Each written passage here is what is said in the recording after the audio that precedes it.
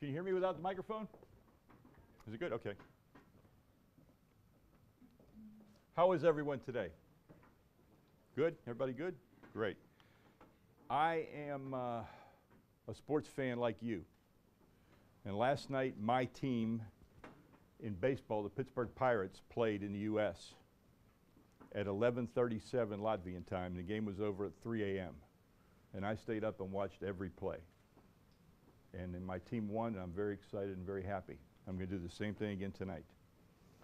So what I want to talk about today, and this is all for you. So if I don't talk about something you want to talk about, you tell me. If you don't understand something, wave at me. If I'm going too fast, wave at me. But this is for you. And so whenever you have a question, I'll stop and I'll answer your question. The first thing I always say when I come to Europe is, yes, I'm from the United States. Yes, we're very good at sport marketing. But everything we do isn't right. And everything we do isn't for you to use in Latvia or Lithuania or Italy or other places I've talked. We do some things in the United States that are very, very American, and they wouldn't work anywhere else. We also do some things in the United States we wish we didn't do. We've made mistakes, but the mistake keeps going on and on and on, and we just can't change it. So what I would say is, as I talk about these concepts, think about if that would work in Latvia or not. And then let's talk about it. And maybe I can help you find a way that it might work in Latvia. But some of these things might not work. When I went to Italy to work for Armani Jeans, their basketball team, they wanted me to come and bring the NBA way to the Italian Basketball League. And they asked me about having a mascot. And they asked me about having a dance team. And they asked me about contests for their sponsors. And so I went to the game, and I sat down and I said, you don't want a mascot, and you don't want a dance team.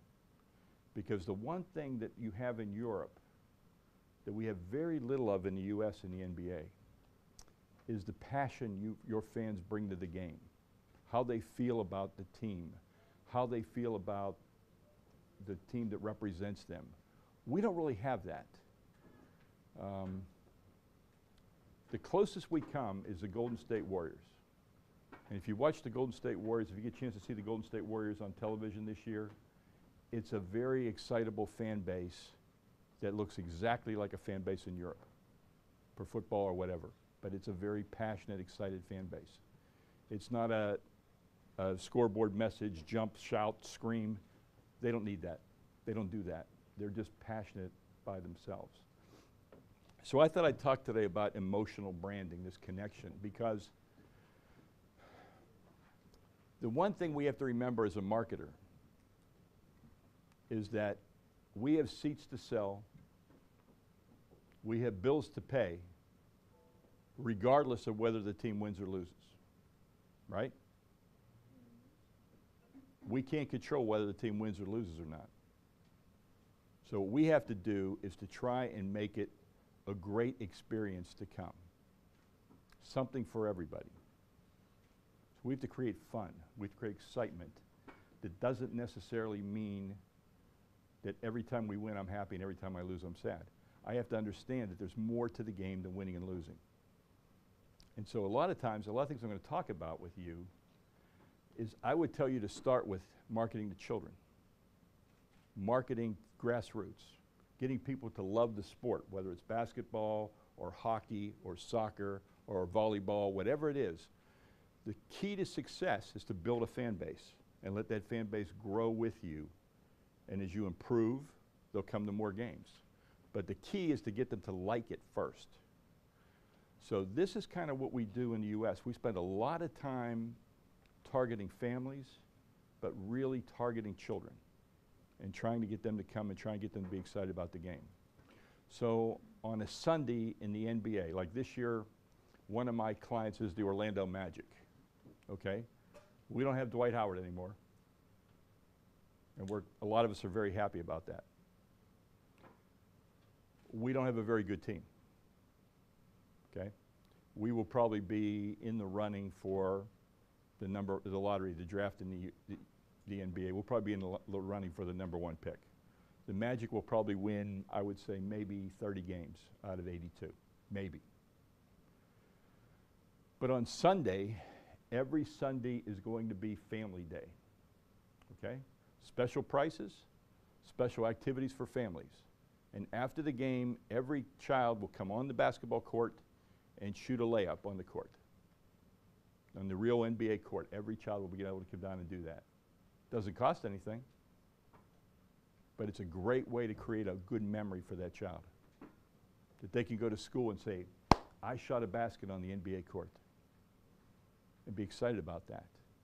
And want to come back again, and tell their parents they want to come back again. And we're all parents, most of us, right?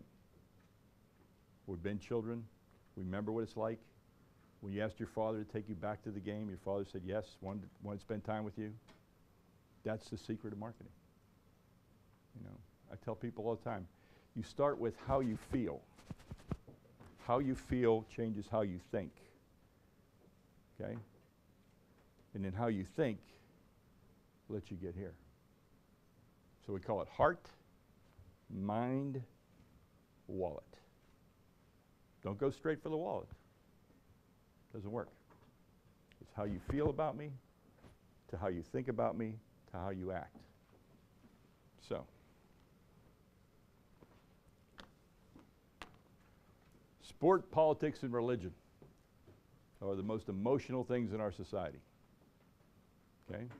The wars that we're fighting in the Middle East are the same wars we fought in ancient times in the Crusades. Same thing. Doesn't change. We're passionate about religion. We're passionate about politics. But we're also passionate about sports. And sport, in many cases, is an emotional purchase. Why should I choose to follow and support the NBA over the NHL or the NFL? What is it about it? What is it that drives me? What is it that excites me? Do I like to go and watch a dunk? Do I want to see somebody shoot 5 3-pointers like Stephen Curry? What is it about it that excites me, makes it special for me? Emotions. Absolutely. And how can I draw those emotions out?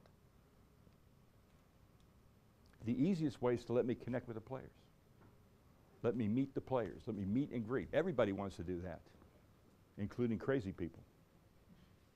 Okay? We have to be careful who we let meet the players.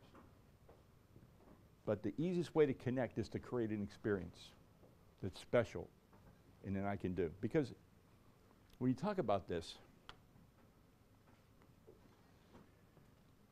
it's about creating this emotional bond. How you feel about it. Now, if I didn't have an emotional bond with my Pittsburgh Pirates, I wouldn't have stayed up last night till 3 o'clock in the morning. Okay? But I was tired. I just flew over here the day before yesterday. I was tired. But I started watching that game, and I had energy, and I had adrenaline, and I was wide awake, excited to watch my team. I have a very strong emotional bond with that team. Now, in the NBA, I work with the Magic. I work with the Warriors. I work with the Suns. I work with the Cavaliers. And the Cavaliers are a very interesting case because you all know about LeBron, right? Yeah. So in Cleveland, when LeBron left, when LeBron was there, they were selling about 17,000 season tickets. Okay. When LeBron left, that number dropped from 17 to about 6. So he lost 11,000 fans. Why? Because the emotional connection was with LeBron. It wasn't with the Cavaliers, and it wasn't with the NBA. Okay, now, if I think back in time, y'all remember a guy named Michael Jordan? Okay. When Michael Jordan was playing for the Bulls, they sold about 15,000 season tickets. They could have sold more, but they put a cap on it to make sure they had other people being able to come for smaller, to keep a fan base growing. When Michael Jordan left, the Bulls were still selling 15,000 season tickets, and he still sold 15,000 season tickets. Why? Because the Bulls used Michael Jordan to create an emotional bond between them and the Bulls in the NBA, not just a player. And that's what you have to get past. And in a superstar society like we have, where we always want the superstar, it's short-sighted to just think about that. So right now, the Miami Heat could sell every ticket out as a season ticket, and they don't. They sell 15,000 season tickets, and they let the rest come in groups and single-game tickets and partial plans and everything else that we'll talk about, because you always want to keep a base of fans growing. You don't want to just limit it to 15,000. You want to have an emotional connection with the whole community and provide access. So Golden State Warriors right now are a very popular team. Big expectations. They put a cap on the number of season tickets they're going to sell, because again, they want to keep the game affordable, keep opportunities for people to come, keep families coming, keep kids coming. Don't just sell to the people with the money. Connect everybody. That's emotional branding. And when we have an emotional dialogue, then we have a product. Okay? Then it's a brand. Bulls basketball, strong brand, very strong brand. New York Yankees baseball, Dallas Cowboy football. Those are very strong brands in the States. Very strong brands. And they attract people from far away from those particular areas. They have national followings in the U.S. because they're strong. So that's what we have to create. We have to create this emotionality between our fans and our team and our players. So marketing's not just about selling, it's about buying. Okay, it's hard to sell. It's easy if somebody wants to buy. So it's about buying, and buying comes from creating a relationship. You want to buy from me, you like my team, you like my building, you like my experience. That makes it easy. When you don't know those things, if you've never been to a game, if you've never seen a game, if you have no interest in basketball, that makes it hard. Because now I have to educate you. And I have to give you reasons why we can have a relationship. So when you think about all the taglines that the NBA has used, it's fantastic with F-A-N capitalized. Fantastic. I love this game. Emotion, strong feeling, where amazing happens. Okay, let me tell you a story. In 2007, I went with the Orlando Magic to Shanghai. The Magic were playing the Cleveland Cavaliers in Shanghai and then again in Macau. So this is a trip, part of the NBA's international program. And we went to Shanghai. And while we were there, we were on a tour. And I was on a tour of the Shrine of the Golden Buddha. And it was an amazing sight. And there were monks there that lived there. And there was a professor there from China that was working with the monks, teaching them English. And he came up to me and he said, "Would you talk to the monks and let them practice their English?" And I said, "Sure, I would be happy to." And so we would the format was the monks would ask me a question, or I could ask the monks a question, they would answer, and then they would ask me a question. Okay? Is this all translating well? Do you understand all this? Okay. So I met the monks, and one monk comes forward, and he bows, and he says to me, "I love this game." And I was shocked. And I looked at the professor, and he goes, "Internet." I said, "Okay, I understand." So I said to the monk, I said, "How long have you lived in the monastery?" He said, "Since I was 5 years old." And he goes, "My turn." I said, "Okay." He goes, "Who's better, Kobe or LeBron?" And I'm thinking, geez. So I can't answer that. But, you know, I told him what they did and everything. And then I said, "So tell me about your day. What do you do each day?" And he told me what they did each day. And then he goes, "Who won the NBA championship this year? I think it will be this." And he explained why he thought. And I was just blown away by a monk in a Buddhist monastery in Shanghai that knew as much about the NBA as anybody in America, maybe more. because it was so important to him. He had such an emotional bond with the product. And he had never seen an NBA game in person. He had only seen highlights on the internet, because this is before the games were streamed. Now he's probably really loving life. He can watch whole games on the internet now. But he had just seen highlight packages and followed it and read about it. And that was his life. Never been in an arena. And his emotional connection was that strong. So just imagine what his emotional connection would be if I could take him, transport him to a game, and let him experience that game. How powerful would that be? And see, that's what we have the opportunity to do. We get to bring people to the show. They get to see it. And see, what we have to remember is that, how many games in the Latvian basketball season? How many home games? 20? More than 20, 24, 25? It's okay, maybe 24. You're doing it 24 times. I'll guarantee you, you don't see things that somebody sees for the first time. They're in your memory. They're just not important to you anymore because you see them all the time. So you miss out on that emotion. But when somebody walks in for the first time, and you go, oh, wow, look how big the players are. Look how fast they are.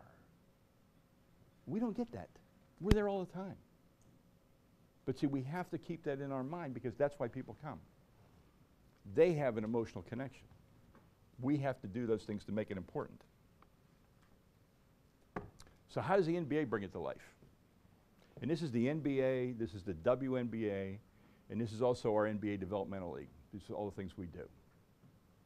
So we look at senses and emotions.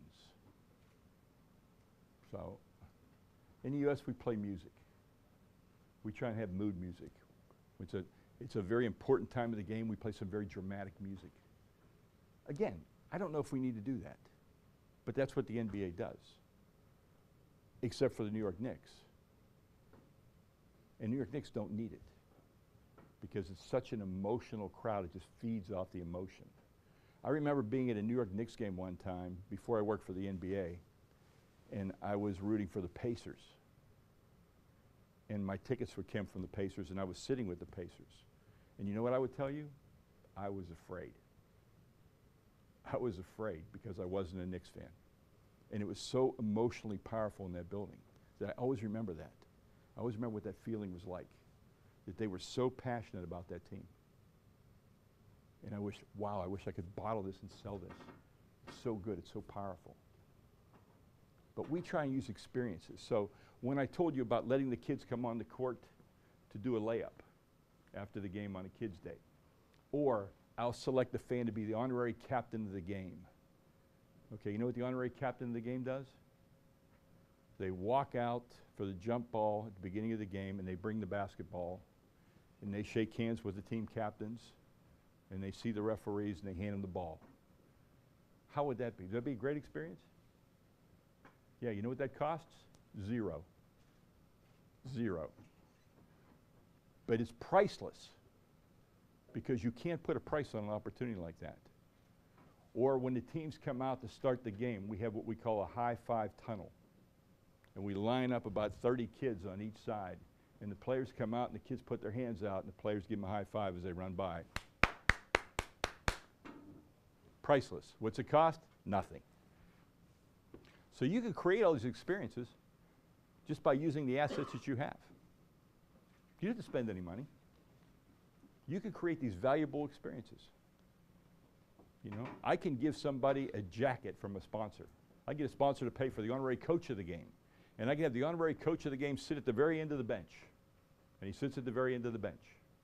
And when the team huddles up, he gets to stand in the huddle and listen. He doesn't get to coach, but he thinks he coaches. But he listens. Then he goes back and sits with his jacket on, goes back, struts over like this, sits down. I'm the honorary coach. What's that cost? Nothing, but I can sell that and make money on it. I can get a sponsor to pay for that, $1,000 a game or whatever I charge him. So there's an opportunity to make money by creating an experience that doesn't cost me anything. But the key is to have the experience, because if you don't have the experience, All you have is the win and loss. And I told you, you don't want to live in a world where it's all about winning and losing, because somebody loses every night. Okay? Somebody goes home unhappy every night. And if that's where you live, your attendance is going to go up and it's going to go down. And what you want the attendance to do is to gradually rise, stabilize when you're not very good, and then when you're good, go back up. That's what you want. You don't want it to drop off. That's the key. So there's these two professors, Pine and Gilmore, and they say that you buy an experience to spend time enjoying a series of memorable events and activities that engage you in a personal way. So I feel it's all about me. And so a couple years ago, and I own season tickets to a number of different sporting teams in the U.S. because I learned from that. I learned how they communicate with me as a season ticket holder. I learned how they treat me. I learned what they offer me. So I learn a lot by being a season ticket holder. But my Pittsburgh Pirates that I told you about, that's my labor of love. So I'm a season ticket holder, and I live 1,200 miles from Pittsburgh. Okay? And I just sell my tickets to my friends. I usually have to give them away because the Pirates usually aren't very good until this year. This year I've sold all the tickets.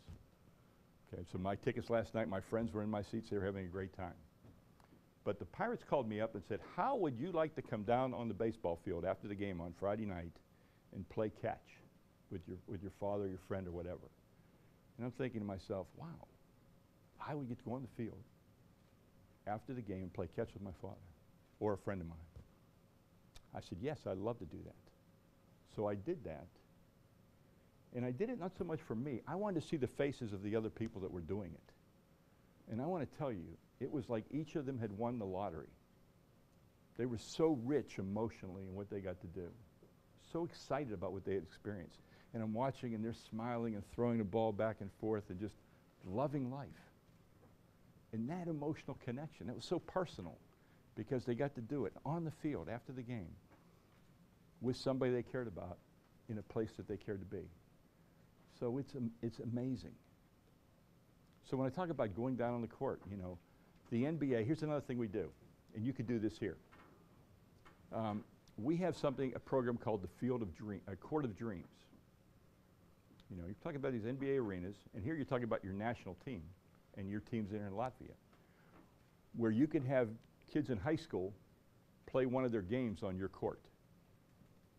Okay, and what we do in the U.S. is we say, if your team sells 500 tickets, and the other team sells 500 tickets, you could play your game on our court before the game, so like 3 o'clock in the afternoon. So I remember going one time and shooting a video of this, as a matter of fact. The Miami Heat did it at a time when they didn't have Shaquille O'Neal. They had Dwayne Wade, but they didn't have LeBron. So they were starting to become better, but they weren't very good. And I interviewed this young man after the game, and I said, well, tell me about this Court of Dreams. I said, how was that experience playing on the NBA court? And he looked at me and he goes, it was just the best day of my life. I'm thinking, whoa, what's your life like if this was your best day? But I didn't say that. It's the best day of your life.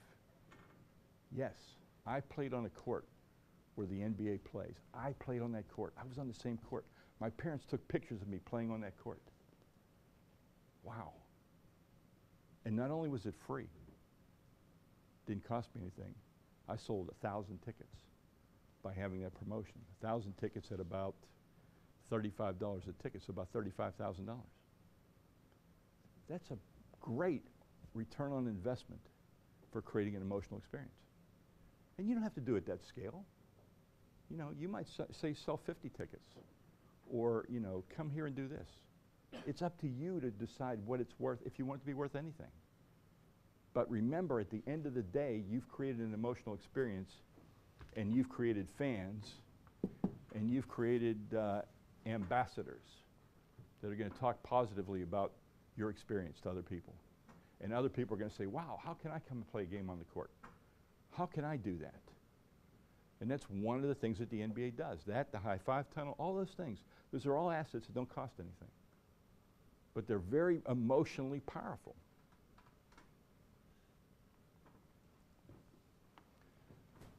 So, in the NBA, the emotional aspect of branding is derived from a connection. Connection. We connect to the product. So we have the game. And the way we market in the NBA is we think about the consumer. And I say, okay, I need to make sure you have a good time. And we call it, in the US, we call it driveway to driveway, which means from the time I leave my home until I return home, I consider myself being at the NBA game. So anything that happens to me experiences my experience. It impacts my experience. So it's very important to me. So I make sure I have a good place for them to park. I make sure I have good food in the building. And again, you know, I don't know how much, you know, I've been to games in Italy, and a game in Italy is like an hour and a half from start to finish because we don't have television timeouts. We're not taking a lot of timeouts. So what the building is less important in Europe than it is in the US. In the US, an NBA game is about 2 hours and 25 minutes, 2 hours and 30 minutes. So you're there a much longer time. So the food's important, the drinks are important, the restrooms are important because of the length of time. You know, the NFL is the most popular sport in the US. Anybody ever seen pictures of an NFL game? Anybody, the National Football League? All right. It is a sport, Miguel, we talked about it last night. It's a sport that if you use a stopwatch, and you only start and stop the watch when the ball is in play, and an NFL game has 16 minutes of action, but it takes 3.5 hours to play. Okay, a lot of standing around. And whenever I have someone come to me from another country and I'm watching a football game, they are bored beyond belief. They just think I'm insane watching this. Because there's no action. It's so slow. Why do they stop? Are they tired? You know, get them another ball so it gets quicker. You hate it. That's why I'm just so skeptical about the NFL playing in Europe. Just totally skeptical. I think it's the stupidest idea ever. To me, it's like telling you to go to the circus. That's what it is. You go see all the Americans, wear all the equipment, knock each other around one time. You're not going to go 8 times to see that, right? You have football, and your football has flow, okay? It flows. It doesn't stop and start, it flows. American sports all start and stop because we're always on television and we're always selling. So that's one of the worst things about American sport is no flow. No flow at all. And so that gets in the way of things. But Americans are used to it. But whenever I go to a game in another country, I'm always thrilled because it's quick, it's fun, it's exciting, and it doesn't take up my whole day. I can do other things. So you have a big advantage in that you have flow. Okay? I don't have flow, and I have to sell. Sure, you want to come out for 3.5 hours, sit in the rain, and watch it start and stop. Or it's 5 degrees out, and it's snowing, and I'm stopping the game. And the players are waiting around for the television to be over so they can start playing again. That's the American way. That's what I said. We do things sometimes just crazy, but that's what it is. But the NFL television contract is over $1 billion a year. So if you ask what's more important in the United States than the NFL, the person in the stadium or the person watching at home is the person watching at home. And so for the last 3 years, the television ratings in the NFL in the United States have been going straight up, and attendance at the games has been going like this. So you're on a collision course. So now they're trying to figure out all these different ways to enhance the fan experience. Okay? So one of the things they do in the NFL, the Dallas Cowboys, ever heard of the Dallas Cowboys? They built this stadium that we affectionately call Jerry's World after the owner. And it's got a scoreboard, and the scoreboard is about 3 times the width of this room. Can you imagine? Can you even imagine? So last year I went with my friends to to watch my team, the Pittsburgh Steelers, play the Dallas Cowboys. And so we're sitting there, and we all see the big screen, and we say, we're not going to watch the screen because we came here in person. We're going to watch it on the field. So we watched the first play. What happened? I don't know. We watched the replay on the scoreboard. Wow. You know, the quarterback's 16 feet tall. It's like an IMAX. I say, okay, let's watch every other play on the field and then every other play on the scoreboard. We all agree. That lasts for about 2 minutes. And then we say, you know what? You got to watch it on the big board. So we're there, and we pay money, and we're watching it on a giant scoreboard because it's just something like you've never seen. It's like the best visual you've ever seen in your life.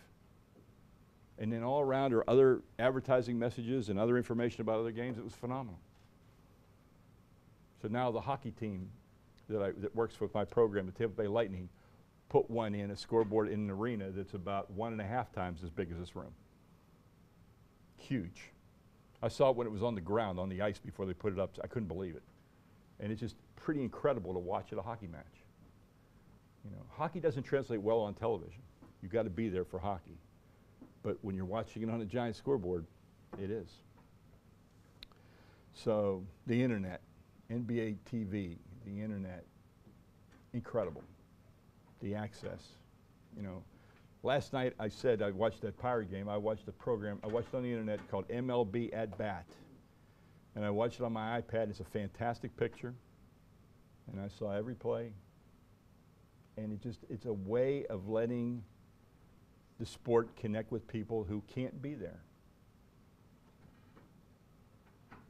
So no matter where I live in the world, I can watch a game. I can connect. That's incredible if you stop to think about it. It's just absolutely incredible. Because in the NBA has a rule that you can't market more than 75 miles from your arena. Okay? Well, that rule was made before there was an internet. Okay? What's 75 miles now? Who knows? You know, the NBA teams are all fighting now about they all want to market in Europe. The Magic want to market in England because 27% of all the land in Orlando is owned by people that live in England. Okay? The Miami Heat want to market in Cuba. They want to market in South America. Why? Because 40% of all the tourism in Miami comes from South America. And the NBA is saying, no, wait, let's figure it out. We don't understand yet. But the internet's changed everything we've done because it lets us connect different ways. Now, we could argue how personal that connection is, how emotional it is, because you're not in my arena, so you're not with me, so I can't see you, so I don't know how engaged you are. But think about it. If I'm going to sit in a hotel room in Latvia and watch a game for 3.5 hours that ends at 3 o'clock in the morning, I have to be pretty well emotionally connected, right? Or crazy. Or both. But my darling wife watched with me, and she likes it too, so. We're all, it's all individual, it's all customized. We all relate to things different ways, and the internet lets us do that. You know, it's people don't understand how powerful the internet is and what you can do. I mean, you know, if I'm in my home in Tampa, and I decide I want to have ice cream from a place 1,000 miles away, I'll have it in 24 hours if I want to spend the money. So I can connect with whatever I want to connect with because of the internet. And sports leagues are figuring it out. Merchandise, you can buy the merchandise for any team, anything you want, customize a jersey, whatever you want to connect. It's all there. Video games are insane in the United States. Grand Theft Auto. Have you heard of Grand Theft Auto? Okay. The first day, it grossed $8 million. The first day it was for sale, $8 million. It grosses more than a first-run movie. Then fantasy leagues. Andres and I were talking about fantasy leagues. Fantasy leagues, let me explain them to, anybody know what a fantasy league is? Do you understand it? That I would draft, let's say we're playing in an NBA fantasy league, and I would have the first pick in the NBA draft, well, I would probably pick LeBron. I'd be crazy if I didn't, but I'd probably pick LeBron, depending on what my league did. So if I base it on points, and I get to pick 10 players and start 5, and then I play against you, and we have a league, and I win the league. That's how it used to be, and ESPN is a sponsor. Now, if you like to wager or gamble, you can play in these daily fantasy leagues for money. And this is a multi-billion-dollar industry in the U.S. And it's crazy. You know, the NBA doesn't control it. The NFL doesn't control it. Major League Baseball doesn't control it. None of the sports control it. Yet all the money is made from them. And the players don't get any of the money either. So it's somebody taking what happens and actually just, all you need is the box score, the statistics, who did what, and you tabulate it and you have a winner and a loser. That's all it is. But it is unbelievably popular.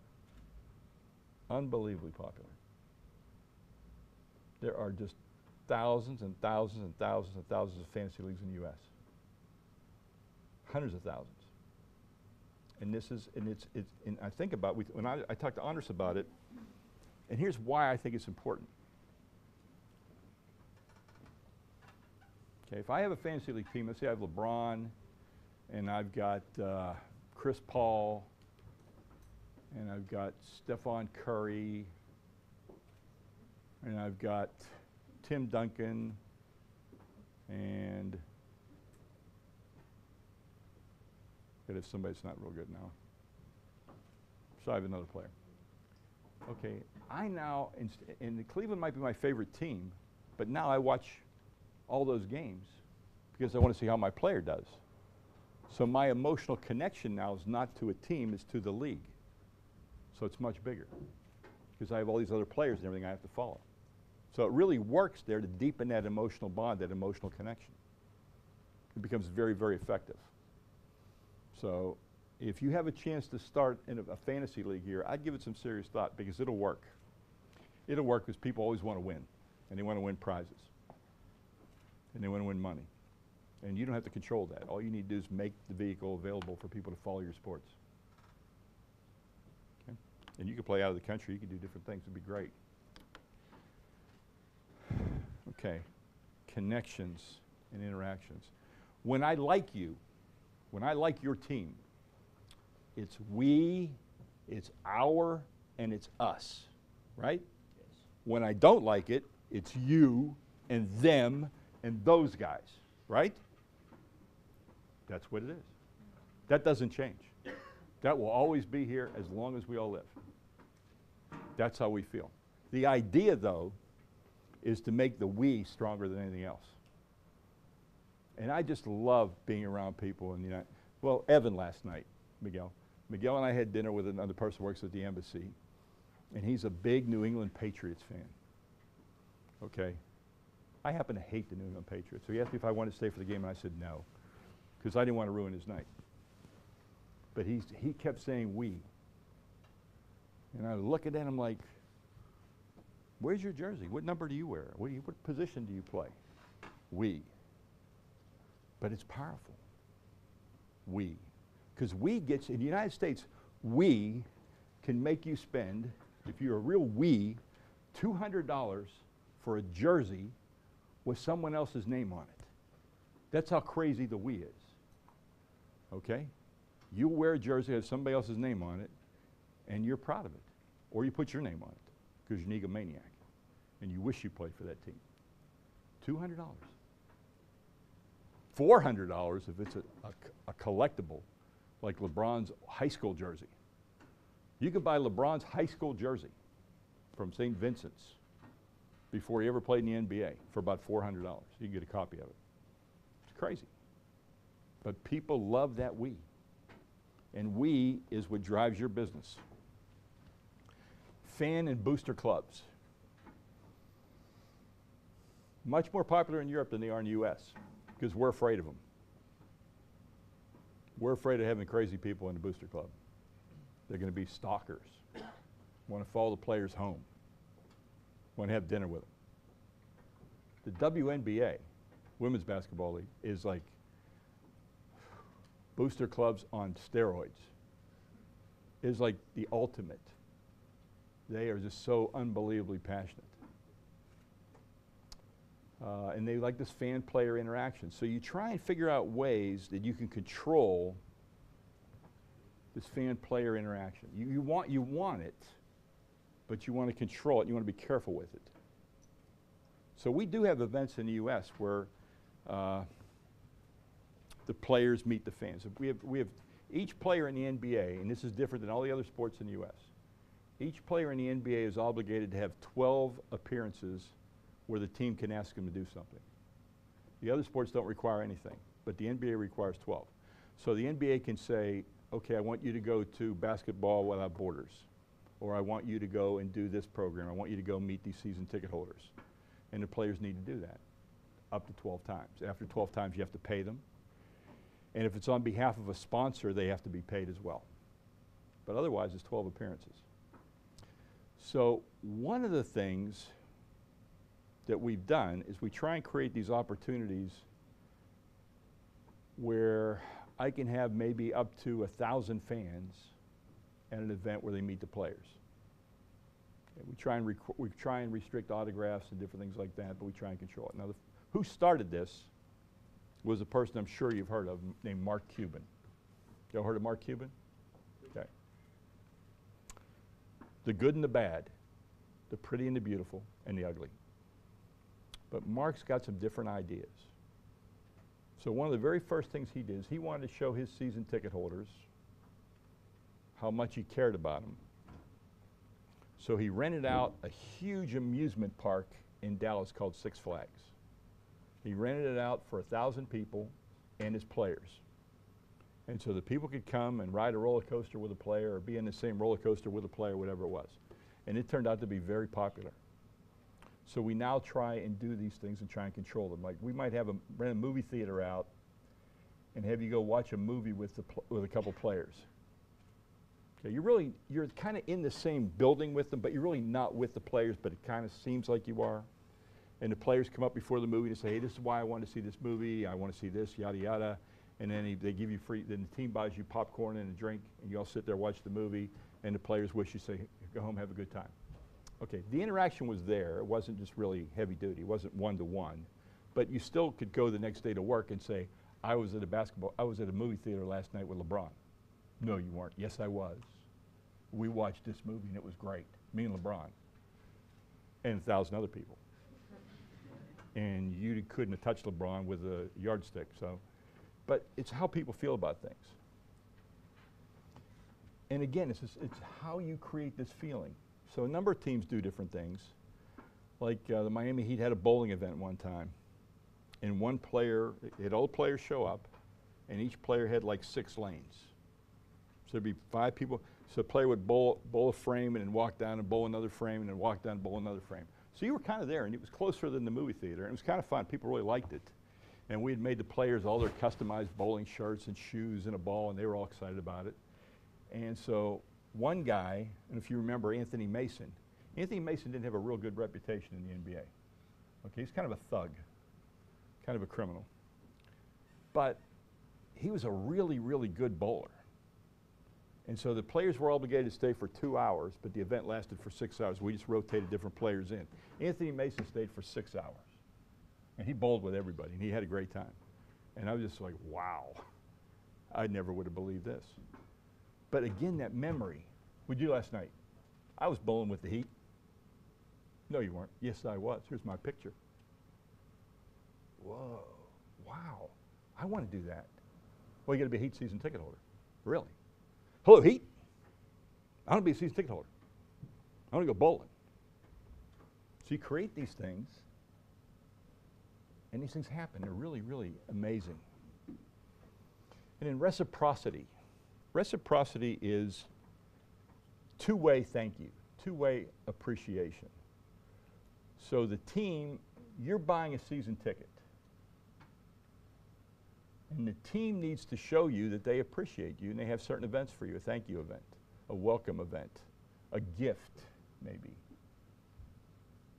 But we do that in the States. We show our appreciation because we realize you have a lot of things you could spend your money on. And we want to make sure that you know how much we appreciate you. So my favorite one of all is the hockey team that I currently work with, the Tampa Bay Lightning. Now, Tampa Bay Lightning, the owner is one of the most incredible human beings I've ever met, okay? Now, just so you understand this, he donates about $500,000 a year to my graduate program, okay? I have a suite I can use at the game, and I'll talk about a suite later on. I have an office at the Lightning. I work with the Lightning staff. I can fly on the Lightning plane. He's that kind of a guy. He gives away $50,000 every game to a different charity in Tampa. Every game, $50,000. Okay, so what we decided to do was we wanted to show the season ticket holders how much we liked them, how much we appreciated them. So he bought each season ticket holder a Lightning jersey. Not a copy, a real one. So retail value about $190. Had the season ticket holder could put their name on the back, or they could put a player's name on the back. And he gave each one of those this jersey, which meant that every night in the arena, it was like a blue out. Everybody had a blue jersey on. It looked kind of cool, okay? But the most amazing thing is right here was an RFID tag, okay?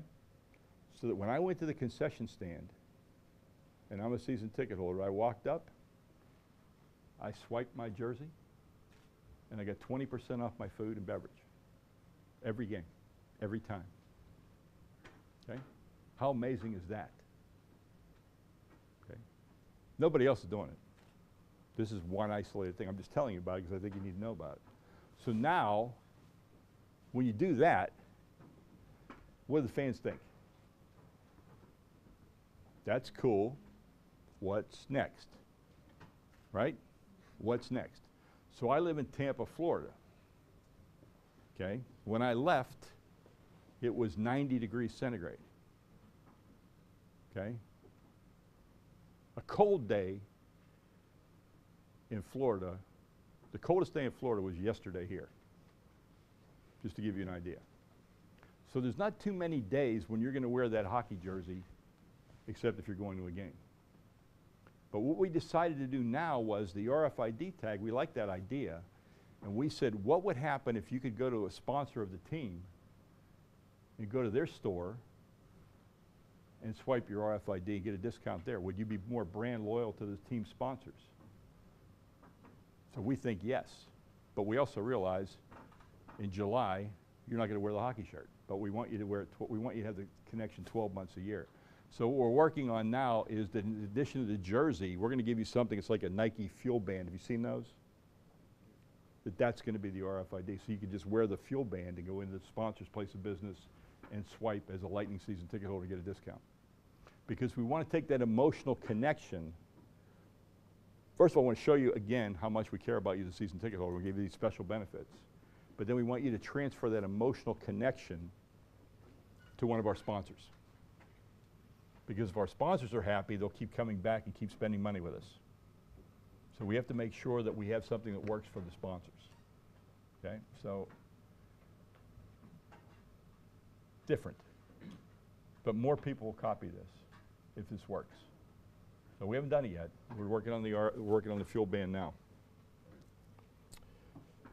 Touch points. This is big in the U.S. How many points of contact do I have with you when you come to my game? So in the U.S., you come and you park a car. Then you bring your ticket and you go to the ticket window. Give it to the usher. Go to the concession stand. Somebody waits on you. The usher shows you to your seat. Those are all touch points. We want to make sure that we have good touch points. We want to make sure we have great customer service. That's really important. And then fan forums. We want to make sure the fans have a chance to tell us what they feel. So we do surveys. And if you all aren't doing surveys, you should be doing surveys every year. We can talk about that later on today. You should do surveys, but you should also do fan forums or focus groups. Bring the fans in and let them talk to you and tell you what they think. Okay? Get their opinion.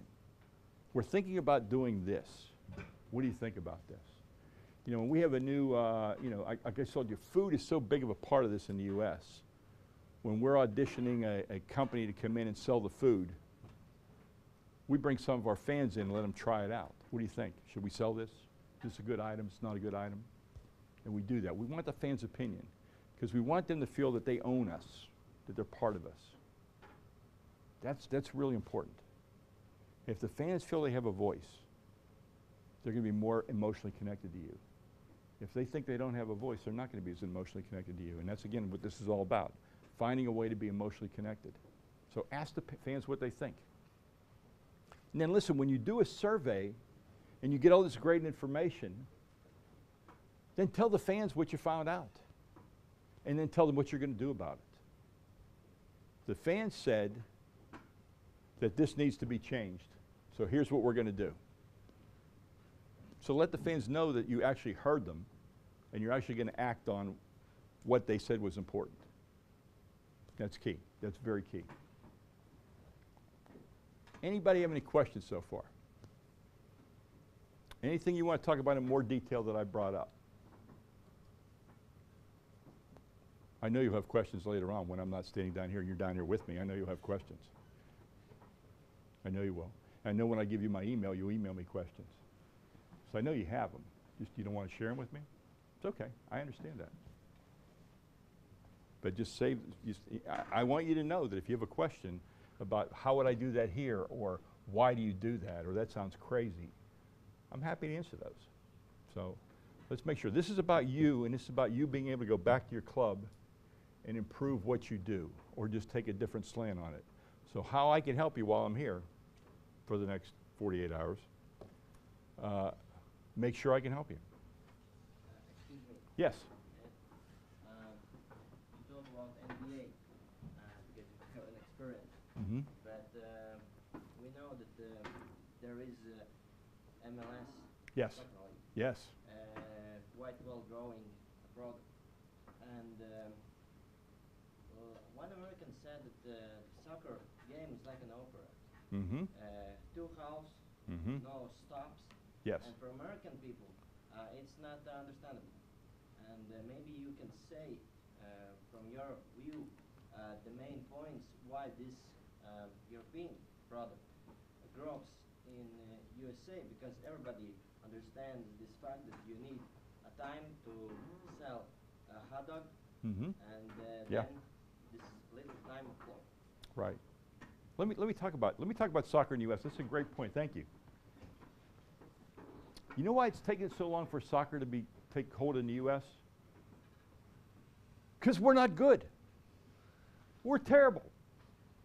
And Americans don't like to be terrible in anything, so if we're terrible in it, we don't watch it. We don't pay attention. Men's tennis, we don't care. We don't have anybody any good. We don't watch tennis in the U.S. Watch women's tennis because we have Venus and Serena. They're good. We watch that. We don't have any good men's tennis players in the U.S. We don't watch it. Soccer, we're not any good. We watch EPL. So Englishman, and somebody in the U.S. comes over with an English accent and tells you about soccer. You go, yes, everything you want to do. Yes, sir. Yes, sir. Because we think they're an expert because they're from England. Automatic expert. You're better than us, therefore we'll listen to you. Absolutely. So we're trying to take the things that they're doing in England. Yes, Americans can learn. We're trying to take these things in England, like the club feeling. Okay, club is a different concept in the U.S. U.S. is a franchise, it's a business. Okay? Europe is a club. And it's your father's club, your grandfather's club. There's a lot of history to it. We don't have that in the U.S. We don't have it. And in the U.S. we have free agency, so we have a player, we like him, and then he goes and plays for the Yankees, plays for somebody else. So we don't have that feeling. So Seattle, Portland, and Kansas City in the U.S. have been very, very successful creating this club concept. Okay, so what we've done in the U.S. is to, of course, we figured out what we need, how we need to Americanize it. So in the U.S., we've decided the club means we're connected for 12 months. That's what we mean. That's what we decide club means. That it's more than just going to the game, that we're a club and we're going to be together all year long, whether we're in season or not. So we're doing stuff, very American, like I decide if you're a business fan, a family fan, or a fan. and I have special benefits for you based upon what you tell me you are. So if you say I'm a family fan, it's important for me to go to the games with my family, I'll say, how would you like to come to the game on Saturday, and here's the American part, and then spend the night in a sleeping bag on the field and watch a movie.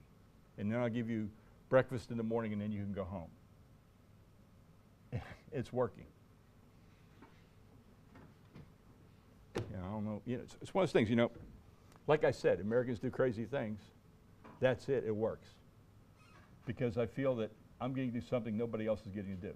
I get to spend the night on the field. Yeah, there's bugs out there. It's cold. Why do I want to do this? Because I can, and you can't. See, that's big in America. I can, you can't. I'm special, you're not. I'm a VIP.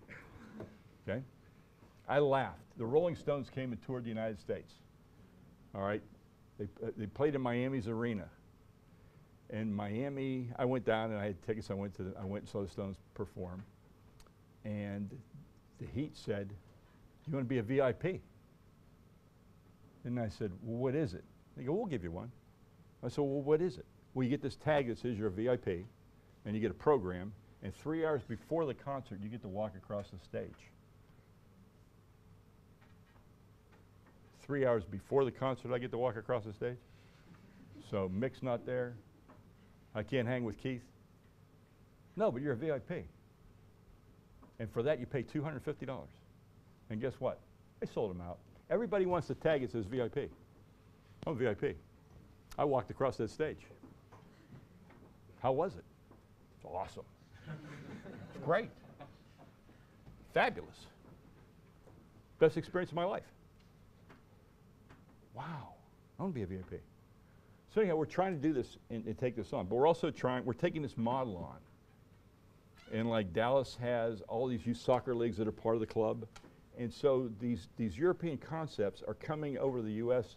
in terms of soccer, and we're embracing them because we want to be better.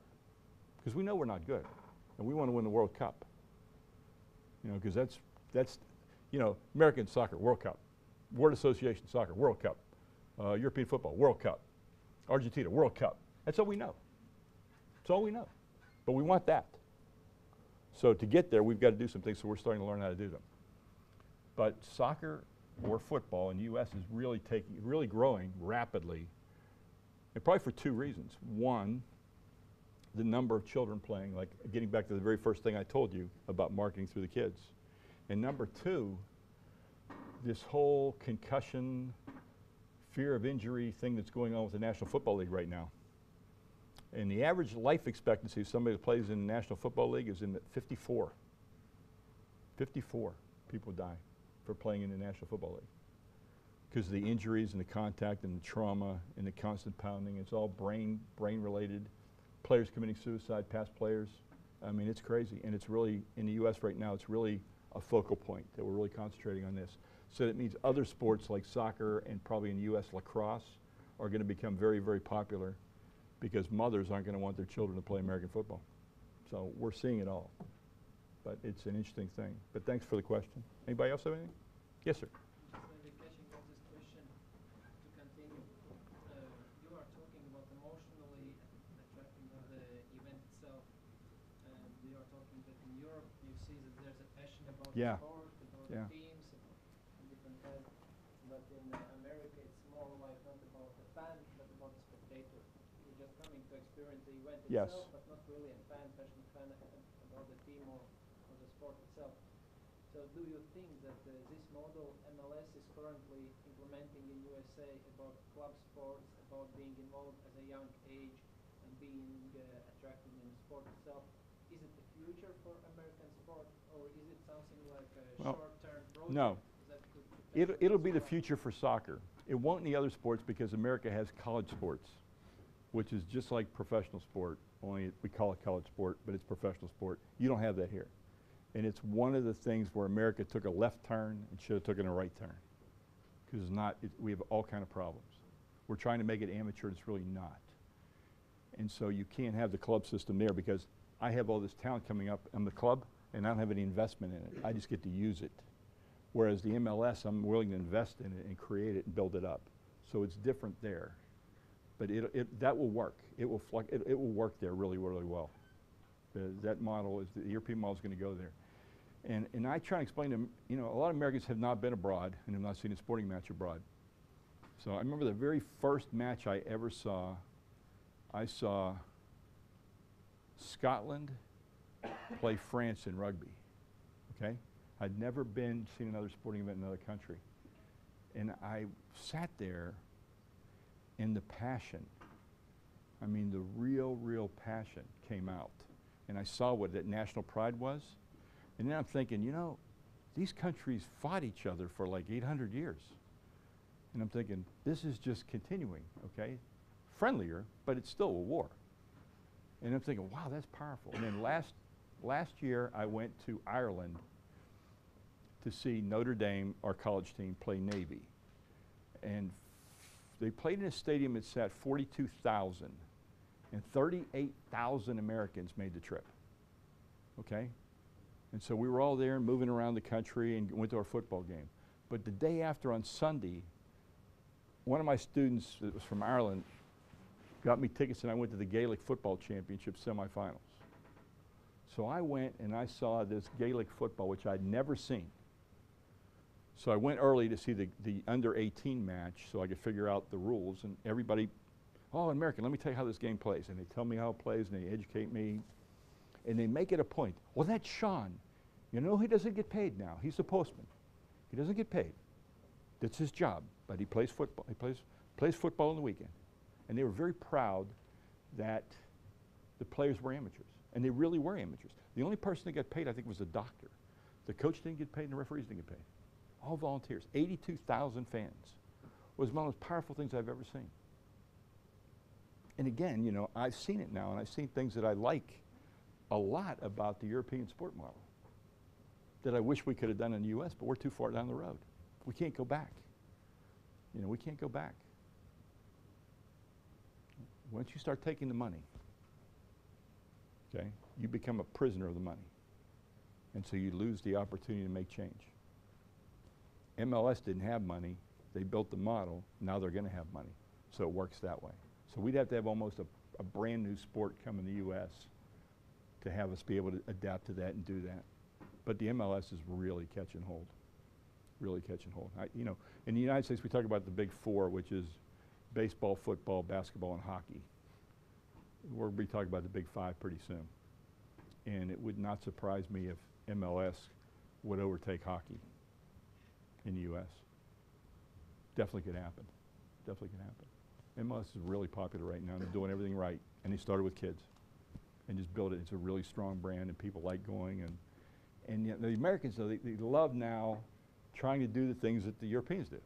They have scarves, and they do the whole thing. And because it's so different than any other thing we have in the U.S. So look at me. I'm a soccer fan. Yeah. I got my scarf. I'm going to sing a song. I'll go to the club. And it's working. It's just amazing because it's different, it's fresh. And they realize it's not broken. It's not damaged like some of the other things. And so I think what's going to happen in the U.S. is they're going to say, we really like this. Let's not screw it up. And hopefully they won't screw it up. I don't have faith in them, but hopefully we won't screw it up. We're going to learn from that lesson and do it right. Anything else? Yes? I have a question about hockey. In Yeah. the middle of the 90s, very many hockey teams of NHL moved to the southern Yes. states of the U.S. But now we see that Phoenix Coyotes, Florida Panthers have problems with that. Big Atlanta problems. Thrashers moved back to Winnipeg. Yep. What is your opinion about that? Was that correct? Again, when I say start with the children, the markets where hockey is very successful, kids grew up playing hockey. So it became a way of their life, a way of life for them. They understand it, they play it, they've enjoyed it, they had the experience. Miami, no ice. Can't play hockey. You know, it doesn't get cold enough that you really want to play hockey. Phoenix is the middle of a desert. So both of those things just didn't pan out. So those are two that I think are in jeopardy. Dallas is kind of questionable, but Tampa, because of what I've told you, Tampa last year didn't make the playoffs and sold out 23 of their 25 games. Because it wasn't about winning and losing, it was mainly about the owner and the kids. I had people come and said, I've never been to a hockey game before. Well, why are you here? The owner gave $25,000 to the boys club, so I wanted to come out and support him. Wow, okay, great. So hockey in the U.S., and it's also a sport that, like I said, it doesn't work well on television because it's so fast. It's so strong in the other markets, though. Oh, you know, the northern, like Pittsburgh, Detroit, Chicago, hockey's very, very strong. It's off the charts in Canada, obviously. But in the northern markets in the U.S., Boston, San Jose in California's done well. I mean, it's done really well. I think the southern expansion was probably too many teams all at the same time. And I don't think you had a solid expansion strategy. And I think you have to have a solid expansion strategy. You just don't throw, hey, we have an open arena. Great, I'll give you a hockey team. No, it's got to be the right fit. It's got to be the right fit. There's got to be a youth program. There's got to be a culture. Like in Tampa, there's high school hockey teams. So we have the youth program, and then we have all these ex-players that have retired in Florida, and they're working for the Tampa, and they're helping people learn how to play hockey. And we do Hockey 101 to teach people about the sport. You know, and we have Basketball 101 too, to teach people about that. And I mean, it's oftentimes you have to educate people as to why they should buy a ticket to your game. What's in it for me? You know, that's, in the States, that's a question I always ask the marketer to ask.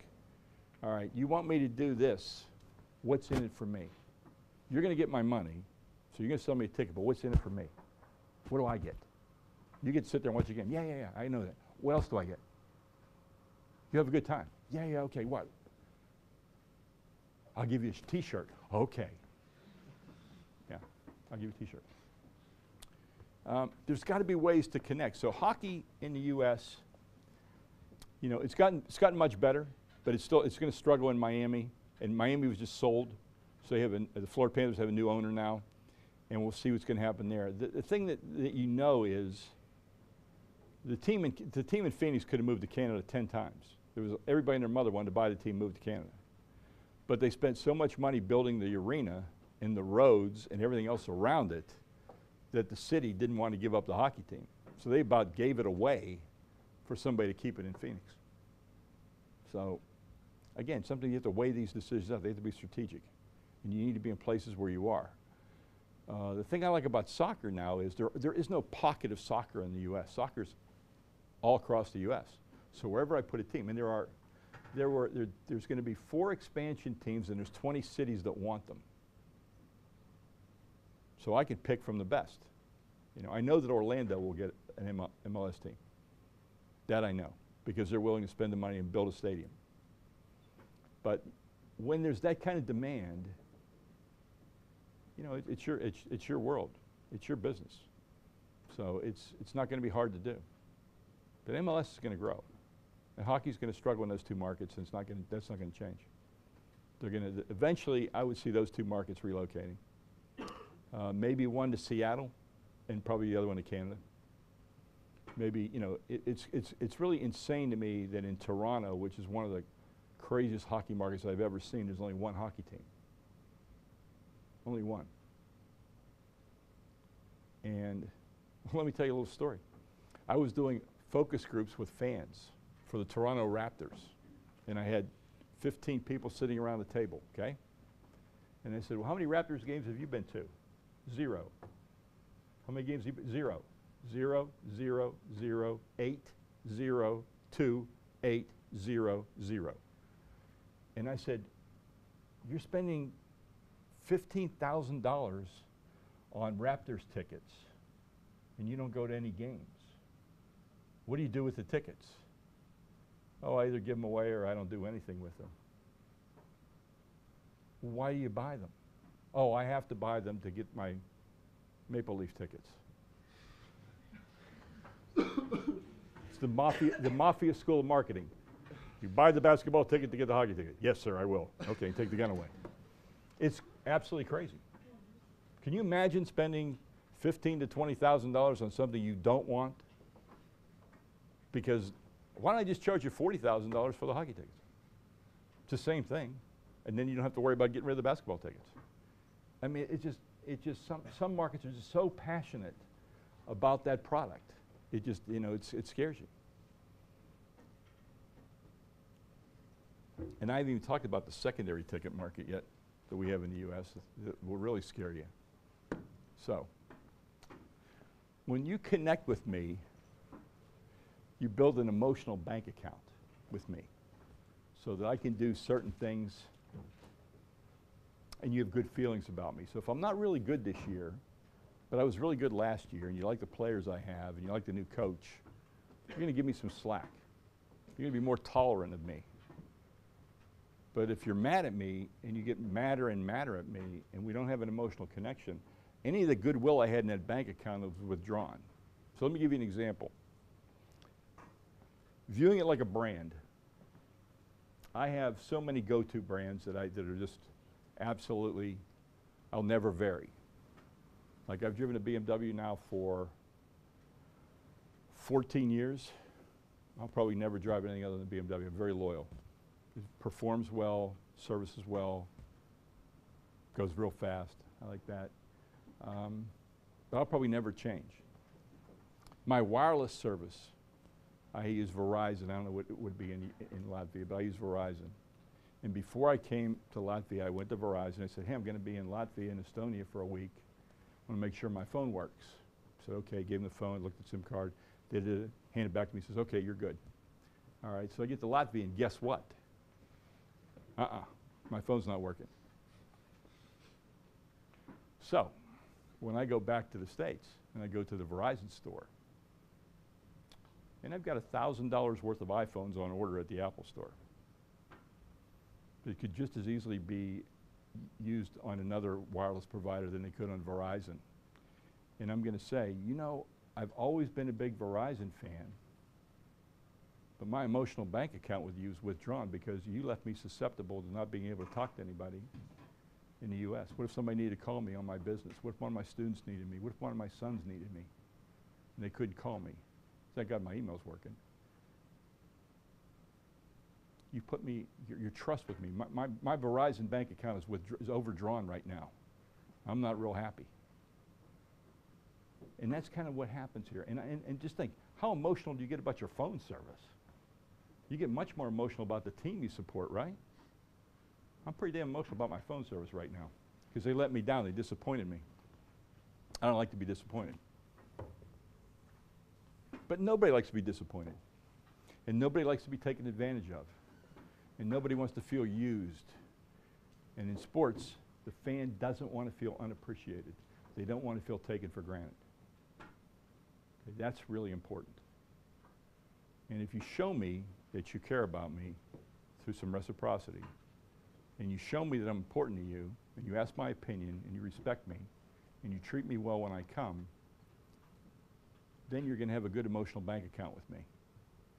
And we'll be able to go through some tough times together. Okay, I've been a Pittsburgh Pirate fan my entire life, and I'm 62. I think I went to my first game when I was about 9. So I get about 53 years here, okay? For the last 20 years, the Pirates have lost every year. They've had a losing record every year for 20 years. It's the longest streak in American sports history. For 20 years. And I have not wavered, not once. And they play 162 games a year, and I live in Florida, and I probably go to 15 or 20, and I probably watch 120 on television of a team that loses. No idea. Yeah. I got a big emotional bank account. The Pirates can do almost anything. I get mad, but I always renew my tickets and I always watch the television. And if they get to do that for 20 years of losing, 20 consecutive years, that makes this year to me so much sweeter. Like I'm enjoying this year like I've never enjoyed it in my life. It's a relief after 20 years. I have a winning team. And I can wear my Pirate shirt with pride. And I'm excited about it. And people want my tickets when I can't go. Not like, are you crazy? Why do you buy them in the first place? And you want me to go? They suck. They're terrible. I heard that for the last 20 years. But but my emotional bank account with the Pirates is strong. They treat me well. And I'm real excited they're winning this year. Makes it a lot easier.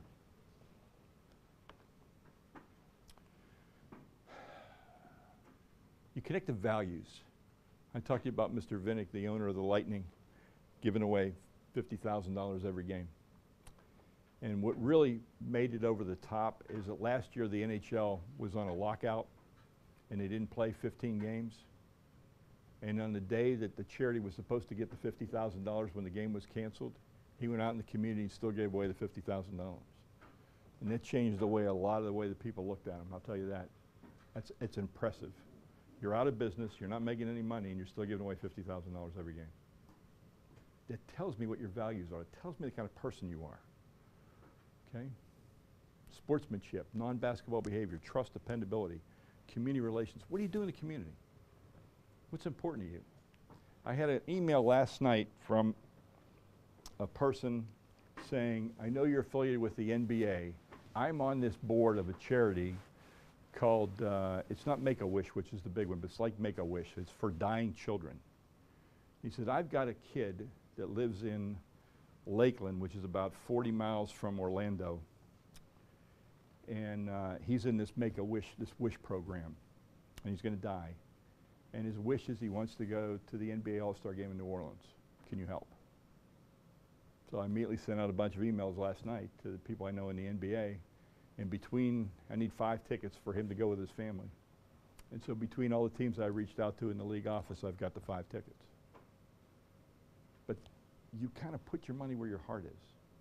And you put your heart where your money is and you'll be fine. But you have to be able to do that kind of thing. You have to show people that you care. They're more than just a fan. They're a person. And what are you doing to make their lives better? What are you doing in the community? What are you doing to change things? You know? The NBA has a program called Read to Achieve to encourage children to read, okay? And they send the athletes out to read to kids in different schools or different programs. And I went to one. There's a player in the NBA named Raja Bell. Have you ever heard of Raja Bell? Yep. Okay. Raja Bell's not viewed as a real nice person. He's got a temper. He gets a lot of technical fouls. But I went and watched him do the Read to Achieve program. And he read this book, and the character was called Clifford the Big Red Dog.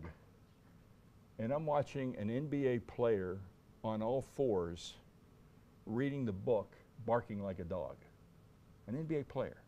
And I'm watching the faces of these kids thinking, this is the greatest thing ever. And they said, will you read us another book? And he said, yes. And we'll read us one more book. And he read him 3 books. I've never seen that ever in all the years I've been with the NBA. And I was sitting next to his mother. And I said, wow, he's really good. He better be. You know, his mother was a teacher and she valued reading. And this was an important program. And he took it very seriously because of his mother. But he really gave back. And when you do something genuine in the community, you know, the NBA, when they do the All-Star game, always builds a learning center with computers and everything in a low-income area to help people. You got to give back. You can't just, if you're a team, you just can't just take money. You've got to invest it back. I don't even like to call it community relations. I like to call it community investment or community reinvestment, because it's important that you give back and make the community where you're working a better place, because it's where you live. Whether you're, wherever the team is, that's where you live. I don't care where you personally live as a player or you personally live as the owner. If that team's in your market, in your city, you have a debt to pay back for the privilege of being there and operating your business. So you've got to give back. And when you give back, people take you more seriously. People realize that you're in it, you're one of them. So it's a very good message to send. So if you don't have a community relations program, we should talk about that as some things you can do. Because again, they don't cost a lot of money. And this is also something a lot of businesses like to invest in. They like to have cause marketing programs. And it's a good way for them to extend their money in maybe a more visible way. NBA Cares. I mean, I'm here as part of the NBA Cares program. And Read to Achieve I just talked about. True loyalty and bonding are earned over time. If there's a connection, it becomes a relationship and an ongoing connection with lifetime value. You ever heard the concept of lifetime value? Lifetime value is the amount of money I have the potential to spend with you over the life of our relationship. And the people that understand it probably the very best are car dealers, because they understand how long your car is going to last, and how often you're going to replace your car, and whether you lease it or you buy it or whatever it is. They understand it really, really well. And so when they sell you that car, the day you drive it off the lot, they're already working on keeping you as a customer so you buy the next car. So they understand lifetime value.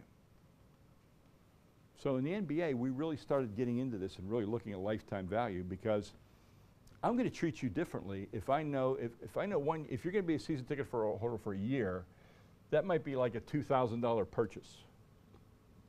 But if I have you for 20 years and you buy 2.5 tickets and you park your car and you buy food and you buy merchandise, over 20 years that might be somewhere between $250,000 and $400,000. So I'm going to treat you a lot differently if I understand it that way rather than just a now. I need to understand the entirety of our relationship, not just right now. We get too hung up on right now. That's why I tell you, again, when I go back to the very first thing I said to you, that you market through the kids and you track children and you build your base up that way.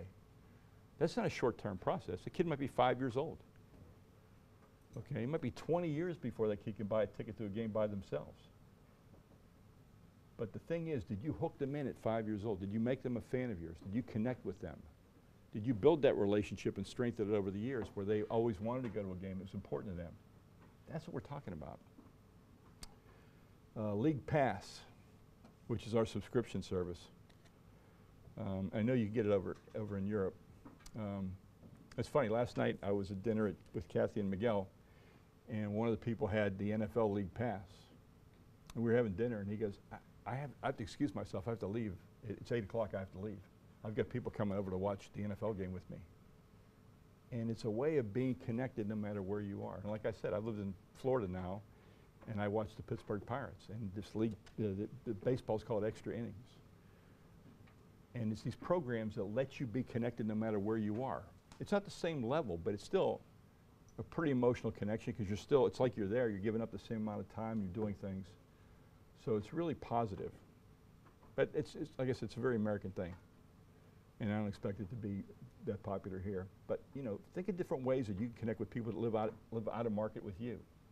So somebody lives 50, 60 miles from your basketball arena. How do you connect with them? What do you do? Somebody's 50 miles from your arena. How do you connect with them? They don't come to all your games, probably. They might come to 1 or 2 a year. How do you connect with them? What do you do? Pardon me? Internet. Internet's great. What else can you do? I could bring the show to you. I could have a practice in your market. I could take the team and just practice there. I could have a scrimmage there. I can have a clinic there for kids. Okay? If I don't come to you, if you don't come to me, I have to go to you. I got to bring it to you. Get a bus, put the players on the bus, go have a clinic. Invite people from all the surrounding towns to come in and have the clinic. Pass out a voucher, pass out a buy one, get one free, or a free kids ticket with a paid adult ticket. Kids can all come to the game for free for coming to the clinic, as long as an adult brings you and buys a ticket. Okay? Giving away a kids ticket, that's fine. You got plenty of seats, right? You give a kid a ticket, parents buy a ticket, now you have 2 fans. Okay? You want to know a beautiful gesture that doesn't cost you anything, would work in every one of your markets? You want this? This is free money for you. Here you go. And I stole this from Disney. Y'all know Disney? The mouse? The mouse is the most wicked capitalist in the world. I'm serious. The mouse's goal is to retain 100 cents out of every dollar, or 100% of every lot. The mouse wants it all. So the mouse says, come to Disney. Come to Disney. If you're staying on our property, we have a free bus. And the bus will pick you up at the airport, get all of your luggage, you go sit on the bus, I'll pick up your luggage, I'll put it there, I'll take it there, I'll put it in your room. Nice, right?